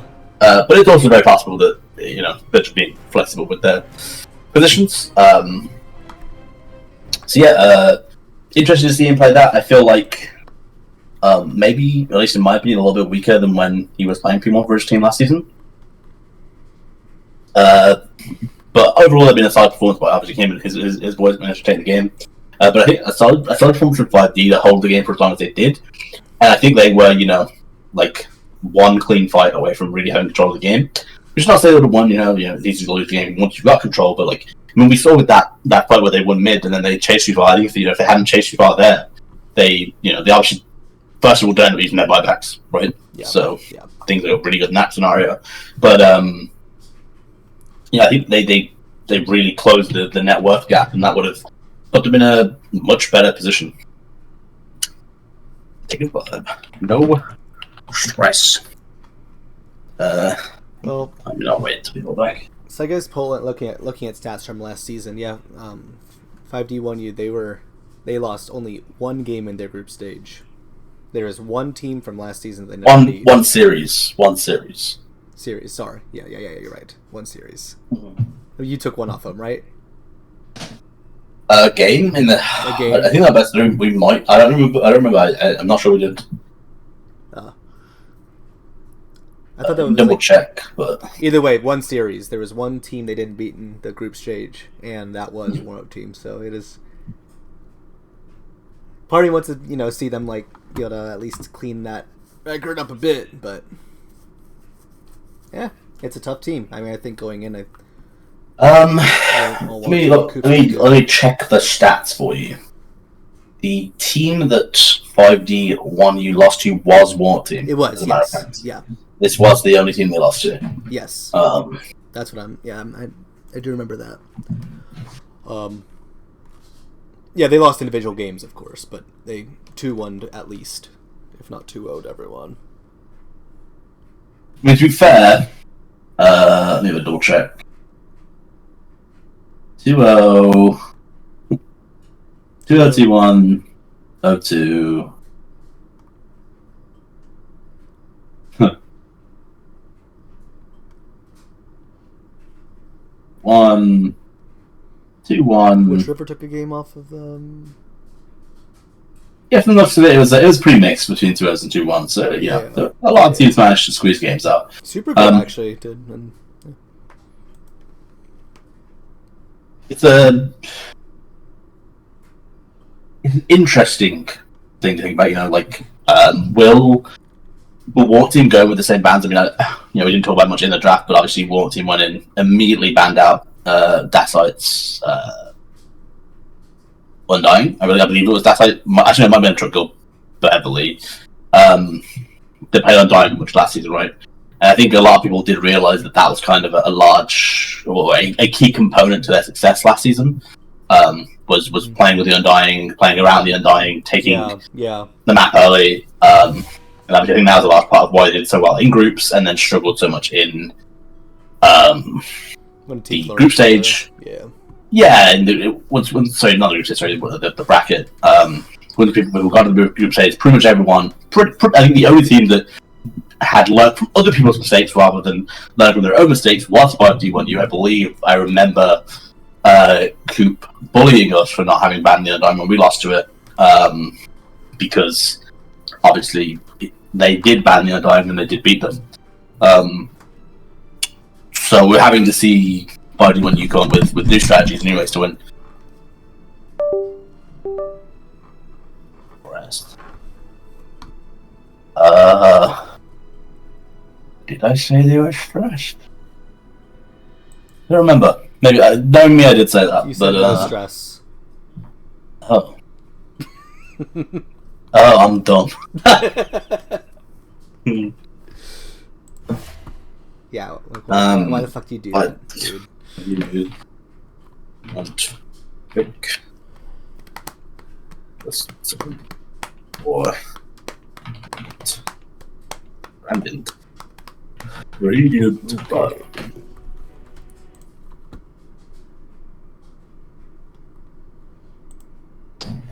Oh. Was there supposed to be an anime character presentation tonight in Mages? I mean, they were saying some stuff about some stuff. I don't know. I'm busy with this. 8 Eastern. Alright. That's in an hour and a half. No, yeah, an hour and a half.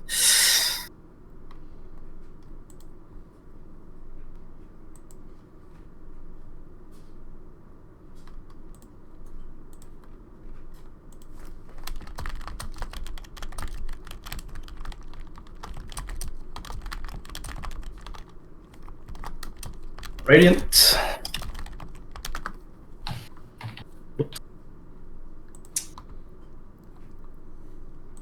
Hopefully they don't take that as what?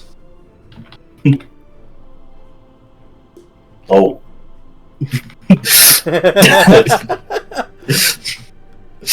Oh, I think it's so funny. They want second pick, they want Radiant, so Radiant gets first pick. Dio won game 1. Dope. My insecurity makes me check things. Don't worry about it.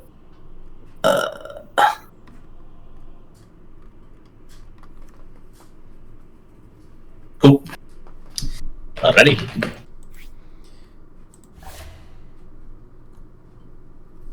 All right.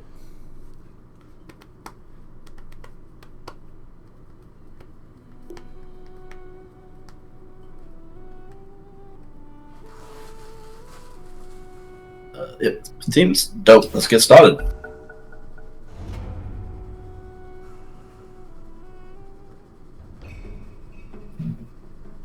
Radiant team, bang.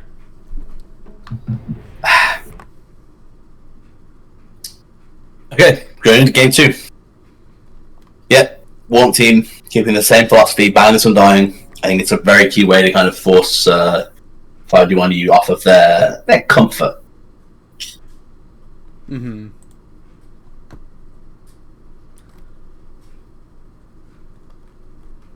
We're afraid of this Death Prophet, but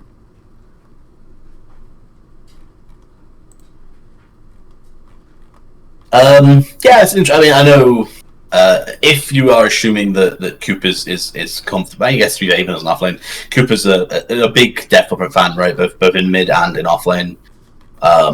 So yes. I'm not too surprised to see them banning it out. It's a comfort hero for him. I don't think it's particularly meta, but I also don't think it's particularly weak. So I wouldn't be too surprised if Warm Team were to take it. Good idea just to, get out of the way. Yeah. Dire team ban.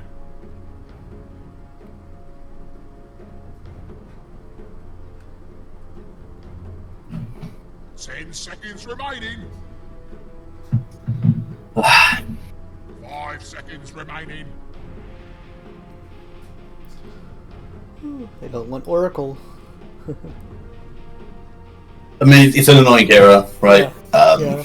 It does a lot. It has a lot going for it. I think it's very hard to play against. I should not say it's unbeatable. It's just, I mean, It really does kind of price. earlier this week, we on Mage beat it, right? But it was a nightmare. That Oracle was Right. absolute Yes. nightmare. Yeah. It was so frustrating at times. Like, the Razor running at us with the Oracle, it was very hard to deal with. Now we got Brewmaster Respect ban. Radiant team pick. Yeah, I think it's a fair ban. I think he did a lot of work on the Brewmaster. I think, obviously, if they're comfortable first picking it and he's, doing that much of a job, even after being counterpicked by the Nightstalker, I think it's fair. Get him out of there, make him play something else. Brewmaster's a very weird hero. 10 seconds. At least test the waters with something else. If something else is more of a problem, maybe if they lose the game because he ends up playing a different P3, then ban that out next game and go back to the Brewmaster maybe. But at the very least, they had a pretty good showing last game, and that's when they were very behind. So. Alright. Jakiro first pick. I mean, it's a solid hero. Was a pretty staple of Mage League Season 1, right? A lot of early Jakiro picks, primarily because other supports were banned. I think it was kind of a lot of the team's secondary go-to, strong laning support. Not too surprising to see it here. Yes.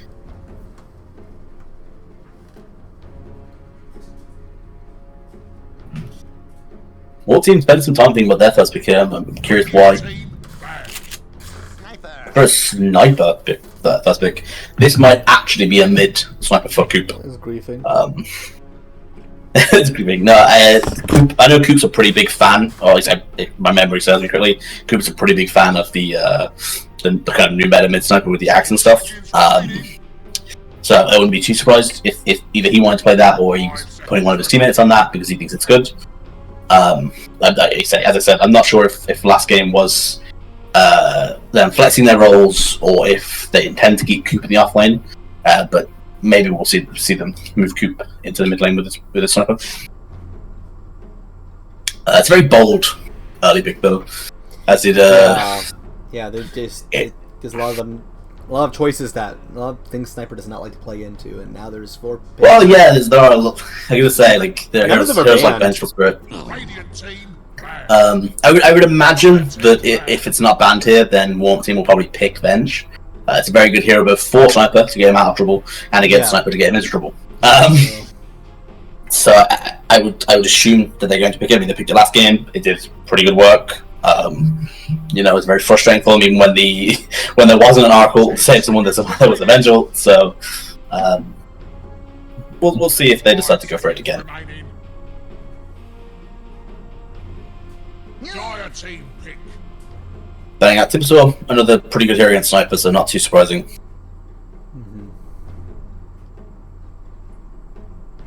Wondering if that earlier Brewmaster ban was also to help the Sniper out. Sniper is the hero that also hits Brewmaster, able to cyclone whoever's trying to help the Sniper and really focus him down. Remaining. 5 seconds remaining.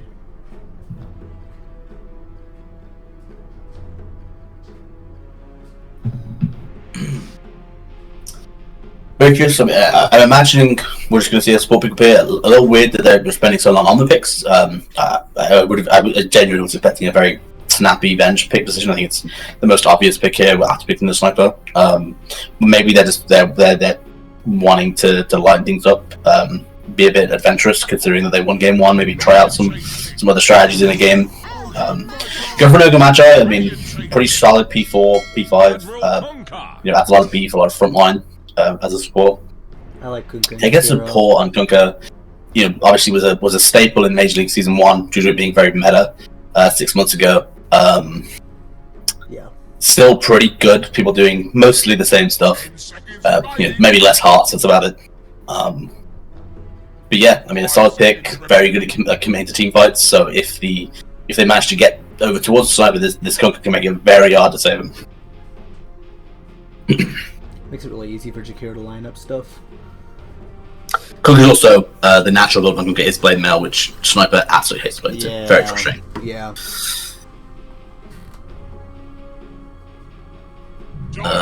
Still love to see the bench get picked up. Yeah, there you go. They slam it. They identify that swaps are very good against Sniper.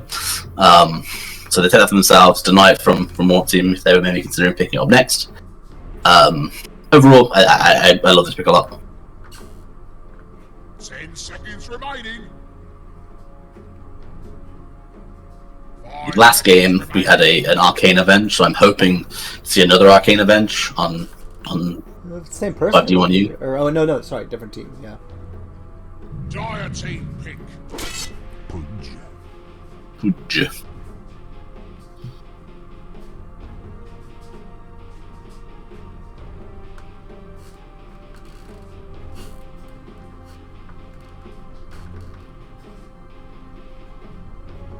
Ten seconds remaining.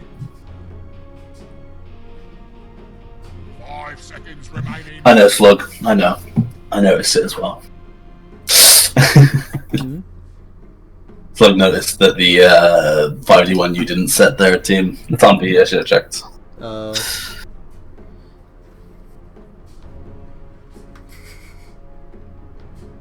Push pick up from Warp Team. I don't hate it. I think it's a flexible hero. Can be played in many lanes. Can be played as core. Can be played as support.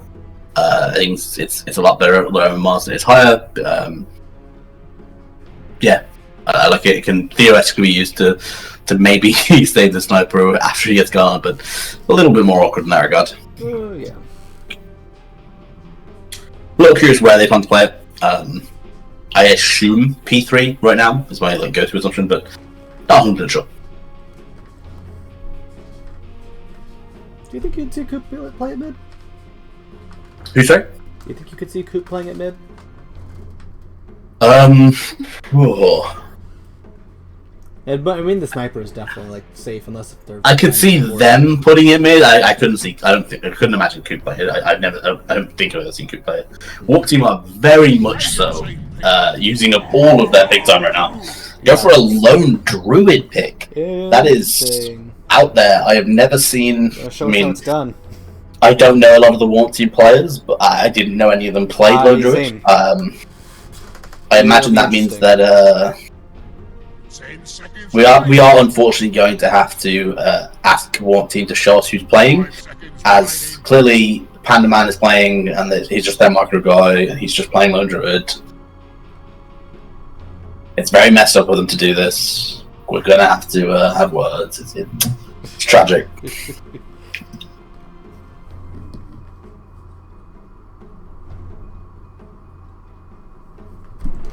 Don't know what that is. What? What kind of conversations are they having over on 5D1? What are they talking about that he doesn't know? There's a certain hero that apparently doesn't know exists. It's John Cena. Oh man.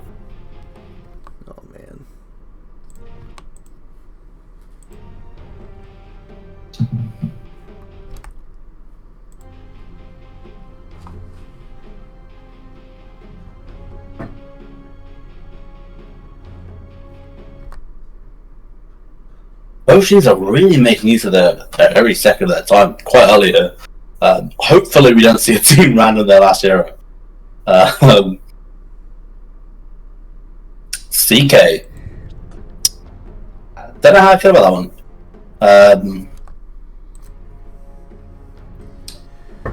Do I like that? I mean, we saw a random CK pickup from, I think it was from OG, I want to say, in the Birmingham 20. And they made it look really good, but that was also with Shadow Demon that was doing a lot of work alongside of it. So I like it in theory against the Sniper. I don't hate it against the Lone Druid. I just worry for it against a Core Punch. I'm not sure how that matches up. Right. I mean, I feel like it lands really well into it, so... Yeah. Yeah, no, it's probably fine. It might end up being a support punch from what's in here. I think obviously there is still an element of flex to it. But I guess we'll see. 5D1 you are assuming it's a core punch based on the Witch Shutter ban. Banning out mid lane is from one team, getting rid of the OD. The OD did pretty well last game. Struggled a little bit, obviously, because the team in general was behind, but overall, when they were going high ground, that OD was a big problem. So I can't blame them for that. And we can't forget that time when she got deleted.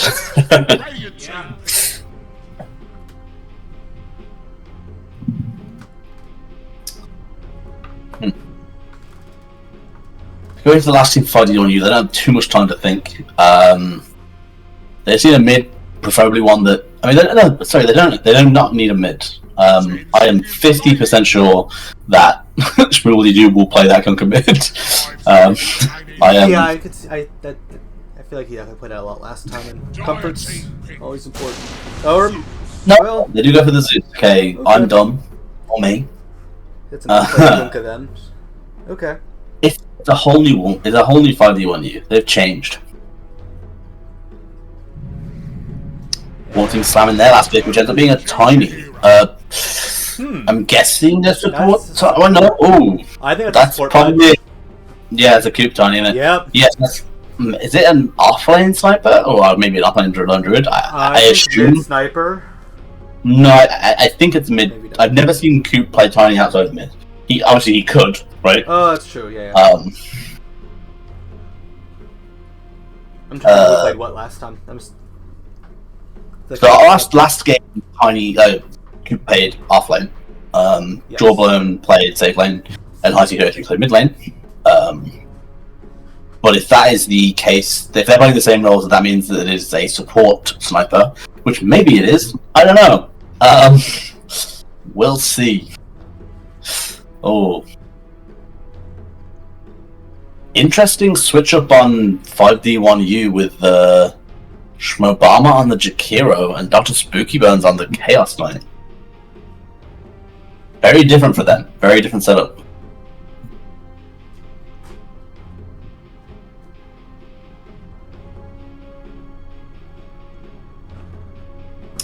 I'm interested to see how this plays out, right? Because obviously Shmobama is, in theory, the MMR of his team, right? He is the MMR player. So obviously, in theory, that means that he will help his carry more, right? Obviously, this is very presumptuous, but so maybe the Seeker will get off to a better start and be able to play well from that. Pretty decent PUBG win right there. That is there's a lot of PUBG games. Yeah. Okay, let's see if we have a more... Yeah, the sniper is a support, which is very interesting. Let's see how this... IC33 is AFK. Love this friendly chat at the start. Very PMA.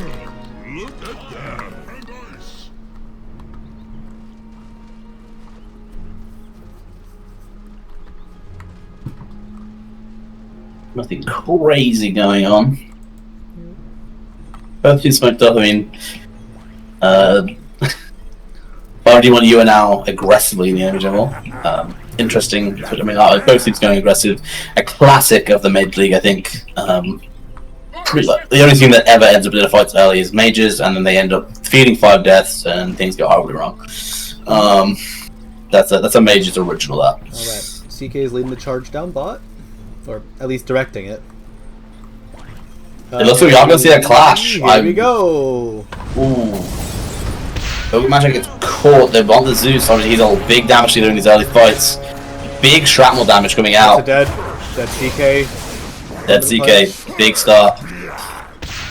You know, the punch technically has 1 flesh shoot right now. We can't see it, but Slug would probably have 12 if I had to guess. They didn't Another kill. But great start for 5D1U. It's fine. It's fine. Sorry, it's a great start. He's not watching the Zeus, is he? It's 5. It's it would be very crazy if he went for something here. Yeah. Maybe he will. No. Okay. Yeah, no, he's leaving. He's playing in the safe lane this game. Interesting. It's okay though. You can feed 2 deaths to 5D1U. You know, 5D1U may have beat Mages after we gave them pretty much a rampage on Coop at the minute rune, at the bounty rune.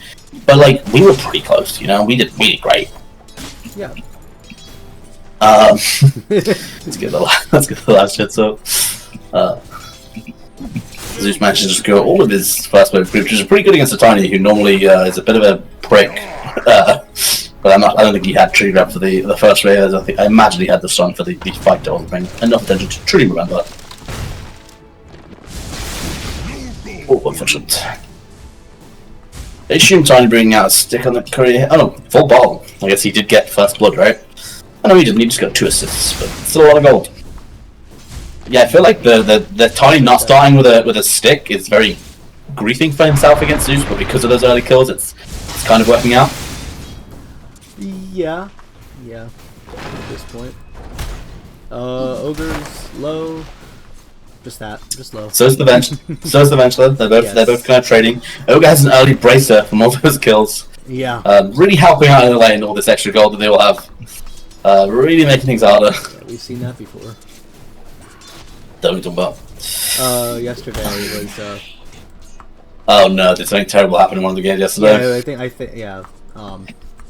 The first match for Chili Punch was pretty behind from the minute 0. I think they lost. I think it was like 3-1 at the beginning. So like there was a just going to enter the lane with a bracer. Yeah, it can be very rough laning into the. So not quite. That's not quite what's going on here, but Mr. Kill bottom managed to kill the bracer over Magi. Yes.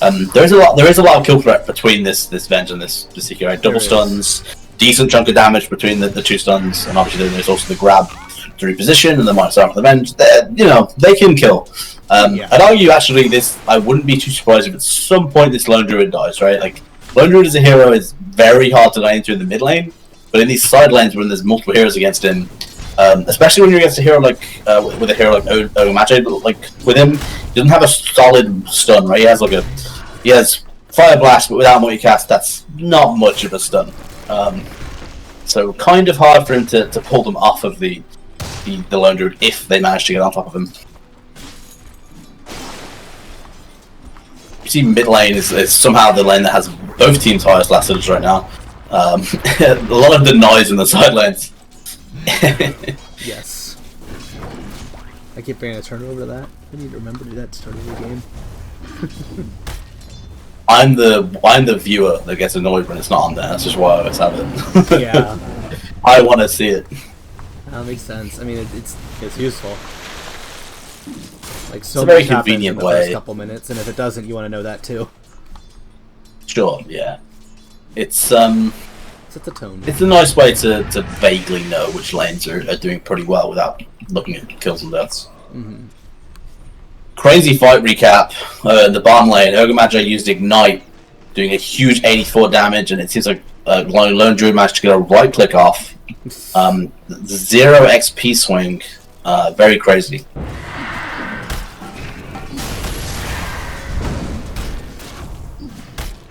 That is a lot of damage. Mage are getting very low. Ooh. When you may be falling into the bait of the Lone Druid, when you have heroes with this sort of burst in the sidelines, you're very happy going on the Lone Druid. You don't really care that much about killing the bear. Yeah. But yes, as a CK, you get a lot of lifesteal. I don't know what what Lone Druid counts as for CK's crit, as the bear counts as different as either a hero or a creep, seemingly at random depending on the spell. There's a creep. Yeah. If it's a creep, then CK heals a bunch. If it's not, then he heals less. Well, he deals more or less damage. I imagine it counts as a hero. Otherwise, I would probably be aware that CK is an amazing counter Lone Druid, but we will find out.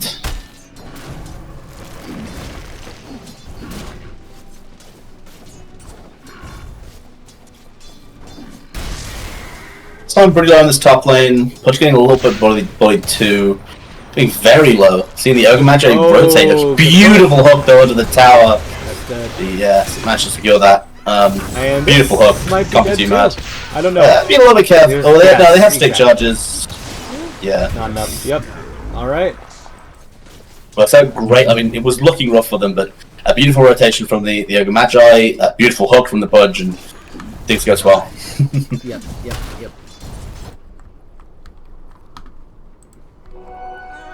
Seeing Tiny do amazing in the last hit was not too surprising. Coop's very well versed in this hero. He was pretty strong at last hitting, so I imagine we'll see Coop off to a pretty good start.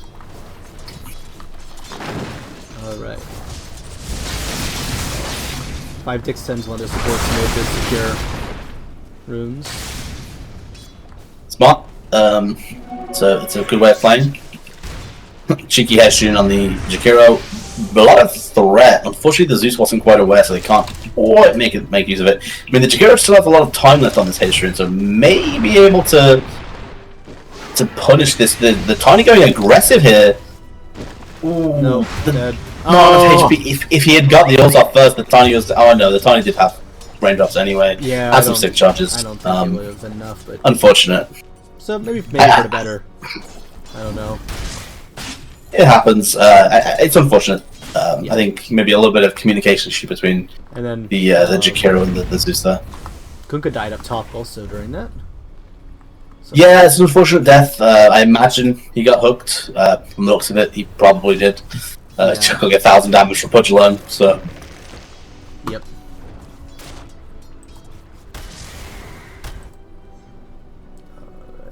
And Sniper nabs that. Well, Sniper's gonna pay for this, but again, probably worth it, right?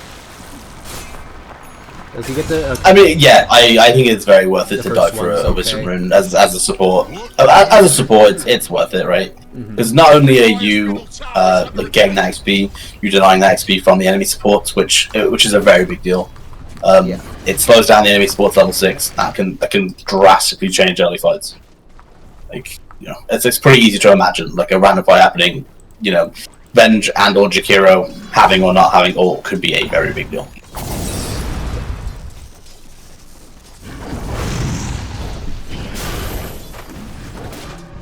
Ooh. A rune onto the CK, making it look a little frowning. There's a lot of HP though, so he's able to walk away. Pulls the ooh. Oh. Taking a lot of damage, but it should be fine. Should be fine.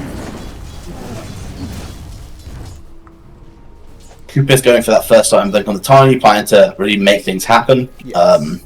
He's already halfway towards it. It's going to be a very scary game when he gets it. There's a lot of there's a lot of heroes on this Radiant team. The Zeus, the Venge, the Jakiro, all of which kind of going to be a little spooked when he gets it. They get bear. Kill bear. There was another bear in 10 seconds, so he's not too sad. Obviously, it's a nice 100 gold for the things the Jakiro that just snapped that. Oh, no, it's not the Jakiro, it's the Venge. Ooh, a beautiful ice bath. Yeah. Almost saving the Venge, but not quite. A lot of damage coming out from the Zeus, but he's struggling Bring mana-wise. him back. Oh shoot. Yeah, just don't quite have the mana to continue going. If the Zeus has more mana there, they can keep fighting, but without him... Lone Druid, he just doesn't care. He just gets that healing back from his bear. Oh, Zeus in a lot of danger, probably going down here. Yeah, so much damage coming out from this mid-Tiny this early on.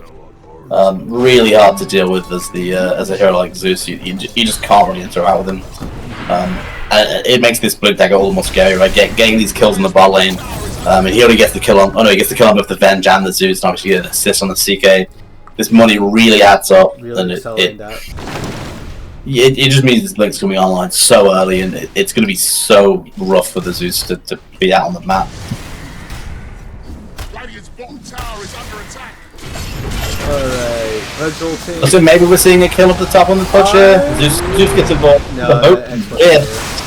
Oh, but with that. Still comes out to get a kill. I mean, there's boat aura going out on this. Alright, I think the sniper might die. Yeah. I feel like our boy Zeus here needs to stop lightning bolting people when he's got no mana. You don't have the mana for this spell, sir. Yeah. Bottom tower is under attack. Alright, and then We'll probably see him cut. two kills in bot. Beautiful 2 kills for the CK. So- Looks like it was almost the something completely different. Oh, but- Tiny comes in to secure the kill, and And he's you know, got his you blink still when he buys it. he There does have his is, link yeah. on the courier, yeah. It's still a very beautiful, like Oh, you're very happy for that situation, right? Obviously you're not happy with the CK dies after the fact, but overall, chuffed to get a couple kills. Really kind of slow down more team a bit. They'll need that to prep for this new mobility item coming on. We're seeing some. We're gonna see Mobility Tiny. up. How long do you think it'll take for Tiny to blink on the Zeus? I mean, he'll blink on anyone he finds. If the Zeus is mid, then he'll blink on the Zeus as soon as he sees him. Oh, the Zeus does have a shield rune, so depending on how perfectly timed the Tiny combo is, he may or may not be able to survive it. He can. Yeah, I mean, if he. We're seeing a potentially a. Oh, I see. They also. This might be a big fight, actually. A smoke gank? The blink on Tiny gets cancelled. Ooh, very early. Oh, that's dead. The thing. There's a lot of damage on the Tiny. All right. Huge kill going the way of the Radiant team. That's such a big kill. Really slowing him down. I mean, obviously he finished the blink, but slowing him down before he can use it is very nice. Yes.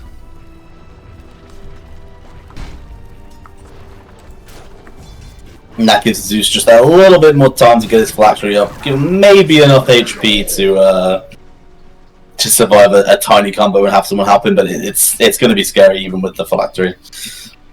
Mm-hmm. It might be just enough for him to survive long enough for a bench swap. Alright. Luke coming in again. Let's see what. He grabs a tree and he's eyeing up that Zeus, saying, "Get out of my lane! I will blink on you." Arcane bot. Alright. I would love for the supports to sit behind the Zeus and maybe bait out the tiny initiation. With smoke going down, they didn't quite see it on the Radiant. Smoking towards bot lane. And just get some D-warning done in the mid lane, which is useful. Shakira's gonna eat this smoke if They he's close to. Oh. ooh, they want the CK. I mean, they throw out a hook early, but it doesn't matter. The tiny's there. He's blinked on. Yeah. I mean, he's able to survive a beautiful swap, keeping him just barely alive. It's not enough, but Oh, he's alive! But the Tiny finds him. Tiny's available. I mean, they can maybe kill the bear, but they want the lone druid. It's a little bit out there.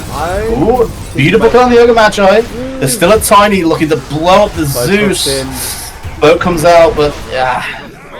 Tiny's getting away so often. I mean, this Arcane Rune did so much in this fight, letting the Tiny constantly blink on people and throw little combos. Where's Team White? Yeah, so there's a huge fight for one team. You can't afford to let this Tiny survive for that long and just throw out so many different avalanches, just doing so much work throughout the fight. Boy, Radiant's bottom tower is fallen. Shut the net worth. Yeah, I mean, obviously, a sizable lead for one team. Probably going to see similar gameplay to last game. Obviously, the gameplay is different, mostly just because the CK obviously isn't like a Drown, and OD isn't looking for that kind of ranged poke. But most likely going to be them split pushing, trying to create space and farm up towards the late game where maybe they can look to blow up here to the CK. Radiant's top tower is under attack.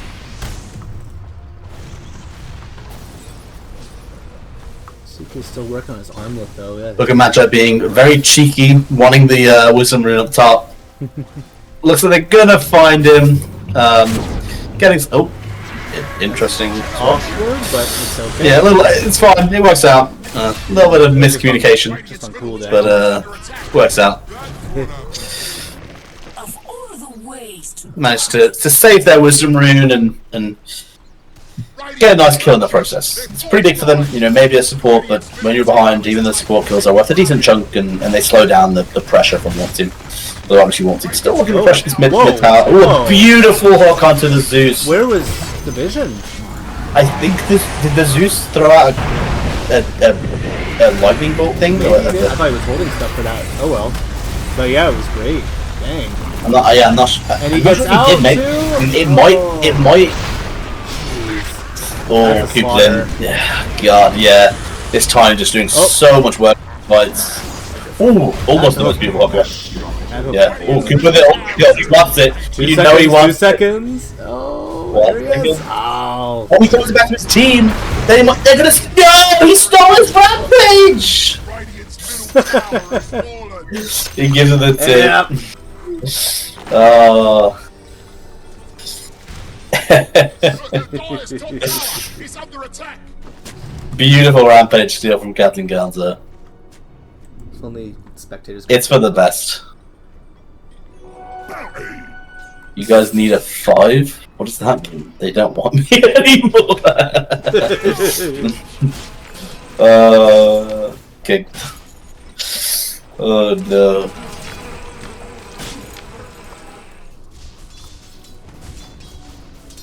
We had the blame on the Kunkka, you know, almost upon the CK, we're flashing on the Zeus. They have damage, like, oh CK, you are very brave in this battle lane.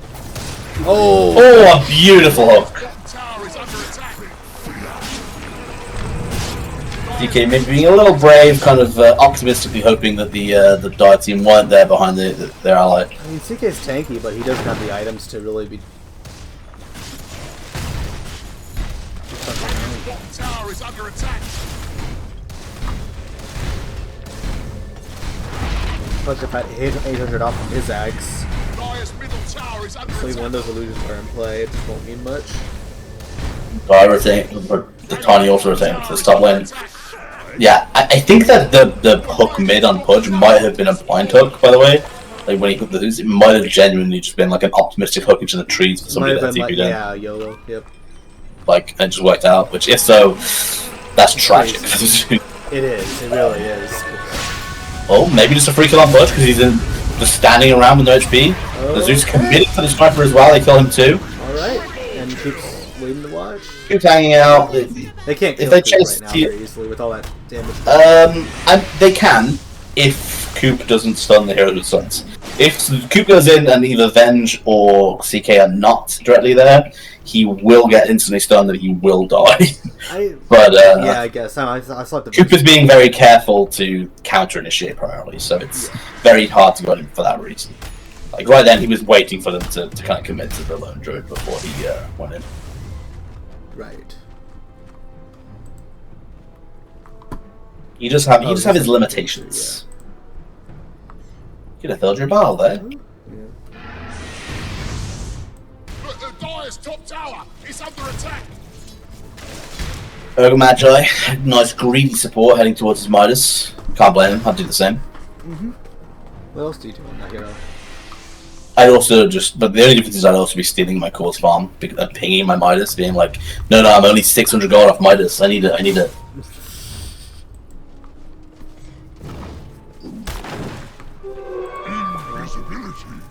It's almost at it, 50 gold off almost. Coop is committing to the I want to delete people build. He's closing on his countdown when he has it. It's a lot of damage. Oh, CK is in a rough spot. Yeah. Gets found. Oh, Shakira looks like it may suffer a similar fate. Oh, Butch wants more. Oh, beautiful. One by one. Yeah, I mean, they can't fight, so they're not really trying to fight. They're just trying to get out, and unfortunately, it's the classic Sailor friends to them, right? You know, Jakiro comes over to Ice Path for his friend, Kogi comes over to Torrent for his friend, and everyone's just trying to help their teammate out, and it just ends up resulting in a much worse situation, which could have just ended. It could have just been a CK dead, right? But they wanted to help him, and then they wanted to help the guy that helped him, and they wanted to help the guy that helped him, and so they chain feed, and we were with that. Almost two, but still gets a fight. It's good to know. I just learned the Zeus ult treats the bear as a hero, so it does hit him with a strike. Oh. Just saw it. Very interesting.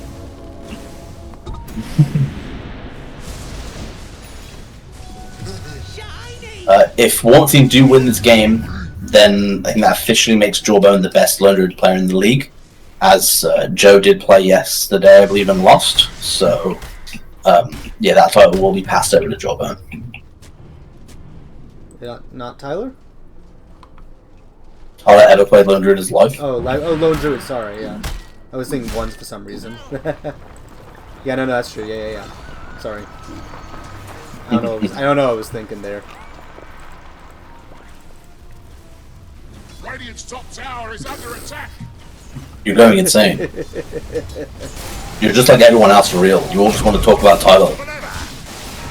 I like that swap. I think I assumed it was a BM for some reason. I don't know. That was a good swap. I like that also, swap. I mean, also we have to think about who the Joe Hungers of Mages is. So The Joe Hungers of Mages, Slug. Oh right. Yeah. No, it's not Slug.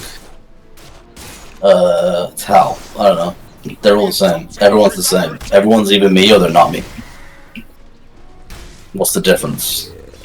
Do we have any other people who play Lone Druid actually, now that I think of it? Like, it was only Joe last season, right? I tried to learn it, but it hurts my brain too much. It's just not what the effort. You only didn't play it in a league match, I'm pretty sure. I have not played it in League Match now. I started trying to learn it with the intention of first picking it against Lips, but we didn't make it to Lips.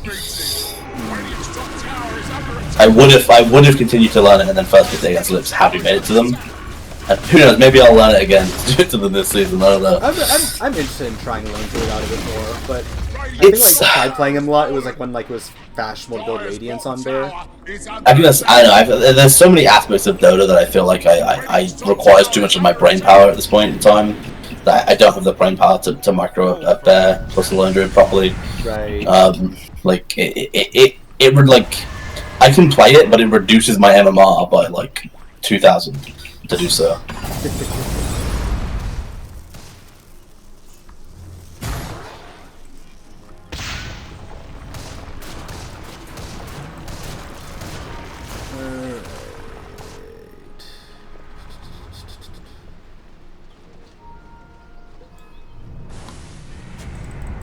Still one team grouping up, potentially a smoke. Maybe just gonna group up. I was gonna make a group to play together. Maybe just walk into this jungle. Oh, smoked by the 5D1U. Looking at something. They kind of find Coop. He whiffs his combo a little bit. Blade Mail comes out. Boat ends up hitting onto Coop, but oh, the Venge managed to save the Zeus, and the Zeus managed to blow him up. Beautiful hook from YC33. These hooks are non-stop. There's a Blade Mail, which is going to make it really hard to turn to him. Not for the Blade Mail, they can probably turn. Well, they are doing it. But his hook is back up. Meanwhile, over on this other side of the fight. Does Coop die there? He does.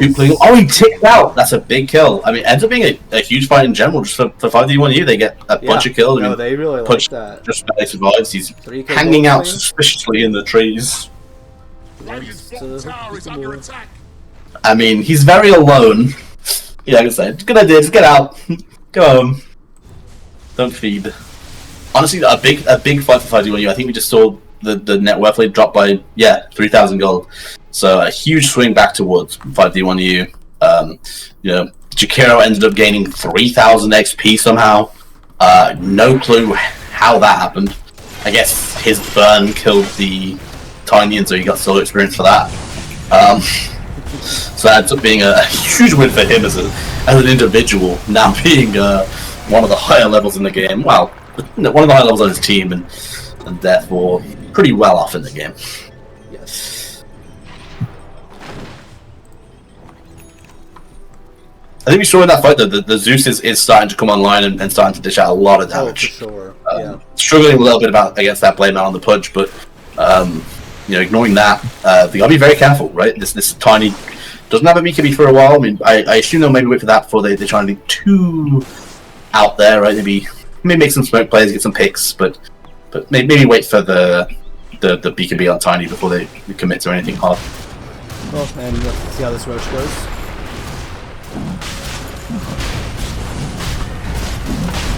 Also heading towards the BKB on this punch. And it's, you know, oh wow, good ideas. Maybe would like to see like a pipe on somebody, whether that's the Ogre Magi or the Pudge. And obviously Pudge is more of an eternal shroud builder, who's a bit more selfish because he does so much damage to himself with Rot. But end up giving the Aegis to Pudge, which I think is fair. Lets him kind of go ham.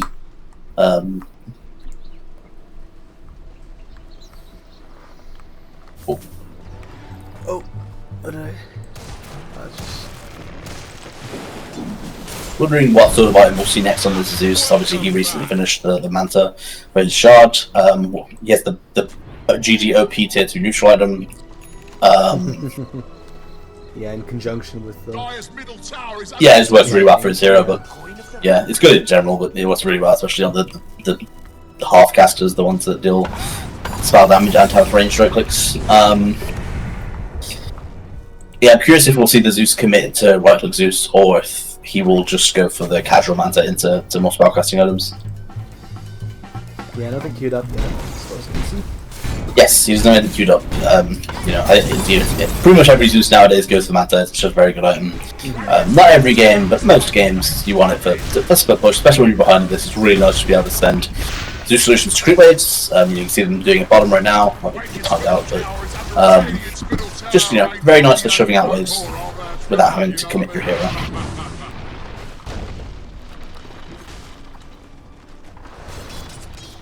Sniper having some fun with this shard.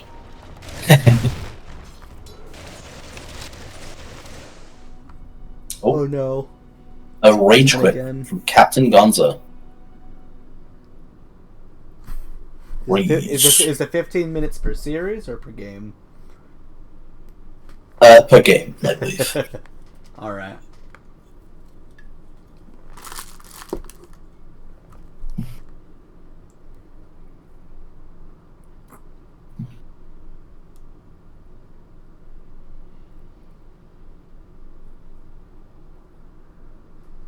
It's Tiny looking. Tiny pretty close to his BKB. Gonna be pretty scary to deal with him once he's got it. Gonna be very much a kite the Tiny sort of game at that point. Until it's maybe down to a lower cooldown, that'll be pretty hard to do, but no, it's a lower duration. Alright. Let's see.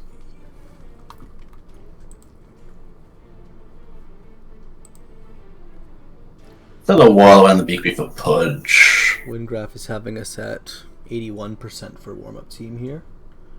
Yeah, no, I think I can understand that. I think obviously there's room, but the way, like, obviously, you know, I just come from watching a lot of pro games. Like watching pro games and looking at this, I feel very confident for Radiant, right? Like from a pro perspective, like it's very easy for them to hold the high ground.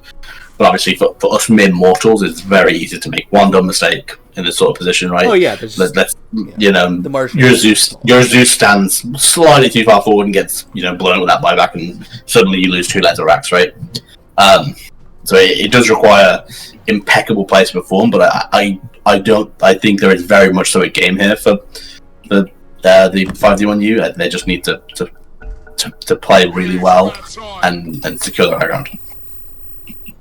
Looks like the Zeus is going to head towards a right-click build. He's queued up the Hurricane Pike. Yep. Which I like. I think there's a lot of beef on his team, especially with the Torrent Storm eventually coming out. Actually, has come out in the Kukri as Axe now. I don't think we've seen that yet, so it'll be very big for the next fight having this Torrent Storm. Makes it very hard to fight too. Obviously, the BKBs are coming out on the Tiny, you know, eventually the Pudge, which will mitigate it to a degree, but still very much so makes it harder to initiate into them, or fight into them, and spoils a lot of space for this Zeus to kind of go to town. Mm-hmm. Okay, finishing this. An Echo Saber and a Harpoon on Druid, on Bear. Yeah, gonna get a Harpoon for his bear, just to try and get on top of things and try and stay on top of them. I think it's pretty fair. Interesting to see the Diadem first, I guess. Stats. Maybe yeah, he's a universal hero, so that's yeah, the highest damage item. Yeah. mean, he's holding on his main hero right now, which I don't think is correct. The bear is also universal. No. But it doesn't matter. It doesn't really matter.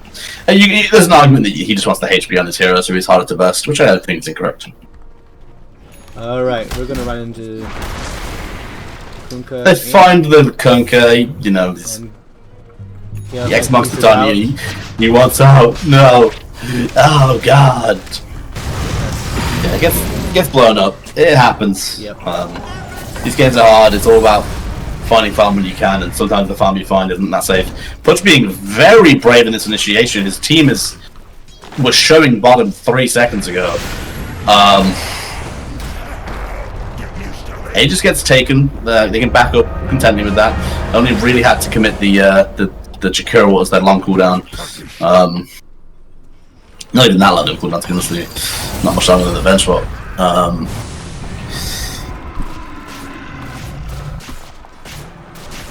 Curious if they're going to maybe try and take advantage of the bear here to push high ground. Obviously they have bear resummon, they're not too scared. So they can use that to poke the tower. CK stunning creeps. I assume you had illusion. The shard did that. Yeah, using the bear to poke the tower a bit here. A little bit of an early thought. Gonna try to blow up the bear a little bit. Doesn't quite go down, but still maybe worth a resummon on the one druid here just to get it healed up if they want to stay. Yeah, resummon's on the druid, so maybe they are committing here. We'll see. BKB is on the tiny, and yeah, not too far off for the Pudge either. Then just trying to head towards the Blatter now, which would be very nice for her CK, just to... It would also be very nice for the team in general for that extra little bit of armor. The Kunkka has queued up the shard, so he very much so wants to be the center of attention in this team fights. Makes it really hard to ignore him once he has it. A lot of pinging going out. Ooh. Optimistic hook, can't blame him. Fishing for free kills.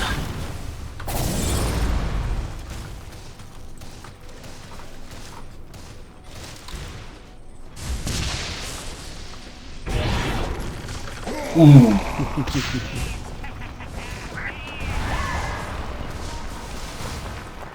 Pudge needs to be a little bit careful doing that. The Venge is kind of catching on, is starting to position a little bit further forward to try and grab him with a swap.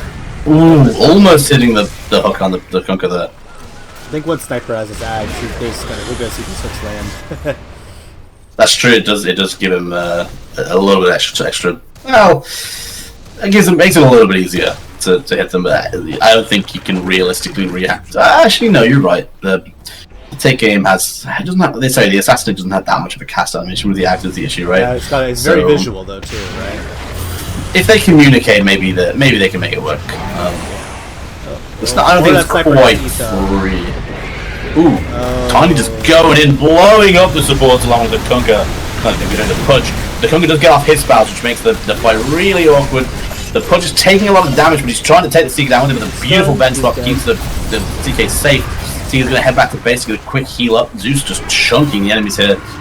They have no creeps in this botway, so they can't damage the tower right now. Beautiful combo by the Tiny, takes the Kunkka out. Zeus in an unfortunate position gets rooted and goes down. No buyback as well. Although the Zeus just barely get buyback with a couple of sticks of gold. Throws his ult out, which helps to delete the Ogre Magi. Getting the Tiny low. There is still a very healthy lone druid. Okay, the bear goes down. I imagine we'll see one team back up. They got a tier 3, they got a buyback on Zeus, they got a lot of kills. Pretty good for them. I'd be pretty happy to back up, maybe wait for the rush. We'll be respawning not too far from that.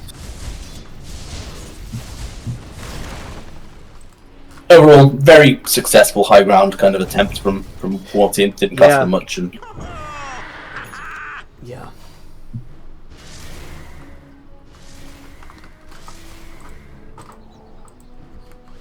Although I do think that, as I said earlier, I think this game for 5D1U, the later they go, the more that they really have the advantage with their heroes. Obviously we'll see eventually the axe and the crits from Tiny. which is a different game. It's I wouldn't say it makes him a better late game hero than the Radiant heroes, but it gives them a win condition for to play around. Where it's kind of like a black hole, right? A team with a black hole can kind of always win. A team with a tiny axe can kind of always win fights just because there's so much damage that comes out from that axe that if you do manage to hit multiple heroes with it for a sustained period of time, then you probably will win that fight.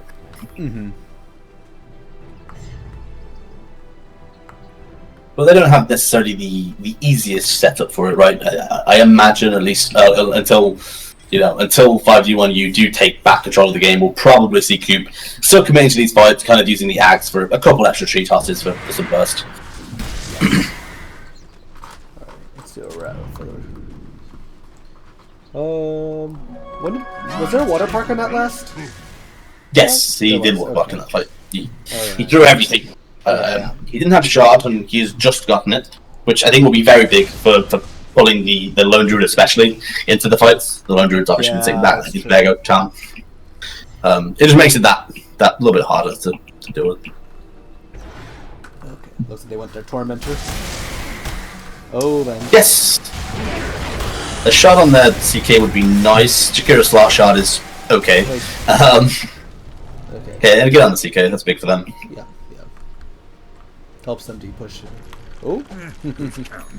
Gotta respect the optimistic hook. I think High C33 seems to be very aware of when he can go for these optimistic hooks, and obviously, they're not always going to work out, but when they do, it can be game winning, and there's not that much, risk and whatnot involved in them.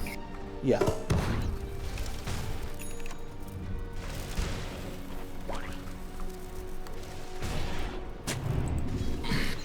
Seeing a sheep stick, I believe, on the courier for Ogre Magi here. Wait, no, is this? I lied. Whose courier is this? That's Tiny's courier. That's an axe of Tiny. Ogre's going for it now. Well, no, Seems to be a sheep stick. No, he's got a sheep stick.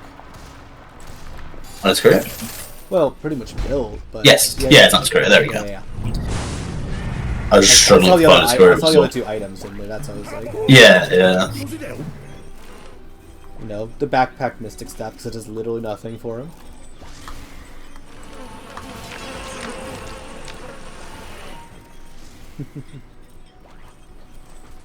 There's some weird noises going on outside.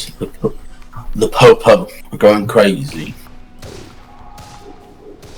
Alright. Just getting all these lanes pushed in. Just push them out. Some scrim. Ward's cringe. Heading into the top lane, looking to just secure Roach whenever he spawns. Oh, sorry, he already has spawned, I'm just waiting for him to come top. There'll be a nice extra cheese for them in the next fight. Not sure who they'll give that cheese to, probably just Budge, but we'll see. I imagine we'll probably be seeing the deciding fight of this game not too far from now. I think one team want to end the game, and either they will die trying, or they will probably end the game, or they'll take a lot of the base and so that way. So that's what we have to look forward to in the next couple of minutes, I think. In this next 5 minute Aegis timing. Sniper's going to start going some right click items, it looks like. Yeah, trying to transition to more of a core. I don't think it's wrong. I think it's a good way to play the current state of the game. Potentially give them the late game. Maybe I've been overselling the Radiant late game if we start counting for things like this sniper that's maybe got more gold than expected. Yeah.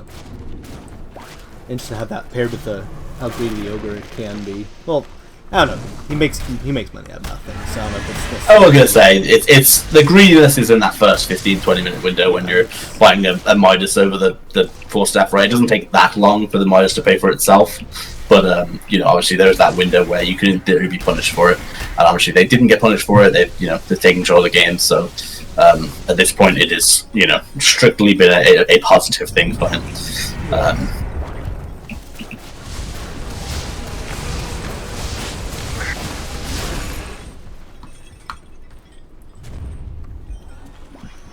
Smoke coming out from Walk Team.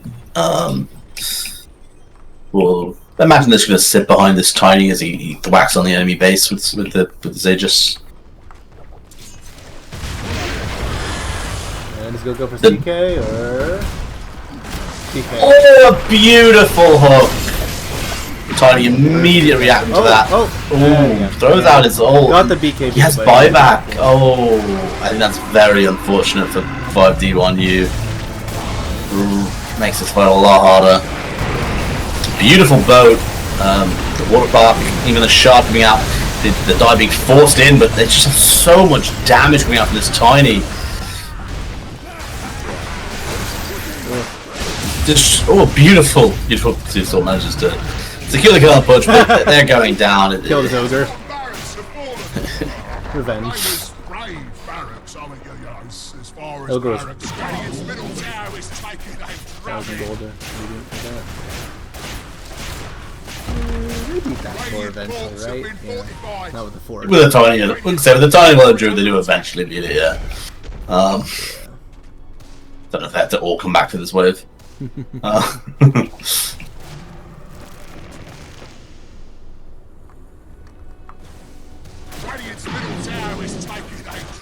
I imagine this is the end of the game. Yeah, 5D1U just kind of... It gets hard to come back from. We're at 99% according to charts. Yeah, with these... if more team were fully aware of the lack of buybacks, I mean, they obviously should be aware of the CK as they used this very recently. Yes, the Zeus's are going up for another 20 seconds, there's no so I reason understand not why to they say don't about know. it, right? I mean, there is a reason, right? Like, closing out the game is strictly better than not closing out the game. But I understand the reluctance, as the Zeus buyback especially is, like, they're very unsure about it, right? It's very close to being off cooldown.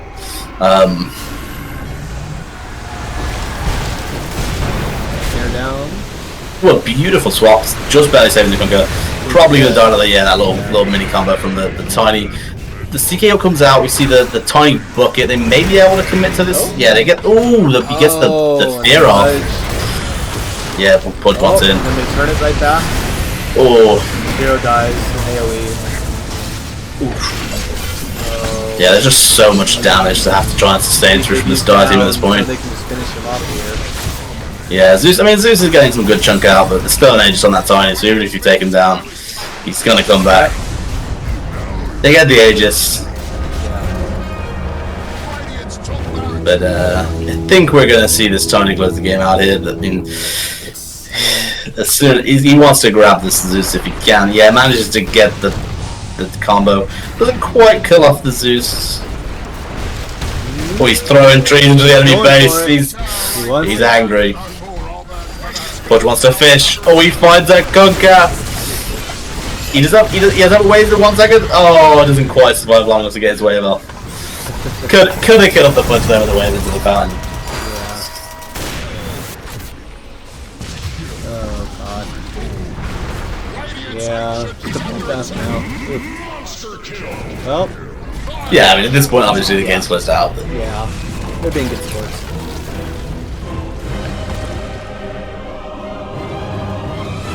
All right. I mean, solid games all around. I know 5D1 you can often be quite hard on themselves. I wouldn't be surprised if they were to claim that they weren't close there, but those games were both very close. Yeah, I mean they were definitely behind in both games, but like they didn't. It's all about them. Really. It's the sort of thing where like their game plan with the heroes they had in both games, you're kind of expecting them to fall behind, right? They have a Zeus CK. These heroes aren't that strong early. It takes them a little while to come online. Meanwhile they're playing into things like Tiny, Lone Druid, Pudge. Like these are very tempo-oriented heroes. You expect them. You expect them to fall behind, right? All it takes is 1 or 2 fights going the way of Radiant, and suddenly this Zeus is doing so much damage that the Tiny and the Pudge and just feel like they can't go in. And so how do they go? If they feel like they have to go in and die, and that doesn't feel good, yeah, I know it can very quickly snowball in the favour of the Radiant team, right? Like we even thought towards the end that CK was definitely chunking heroes when he got a hold of them. He was obviously he needed to chunk more and faster. One more item. It's like it gets easier and easier as the game goes on. But just barely both games. One team managed to slide in before the gates come crashing down with the 5v1 use late game. Yes. Yeah, exactly.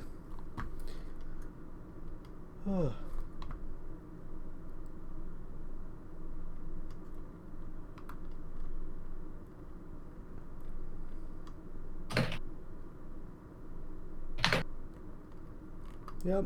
Well, I thought I'll close off stream.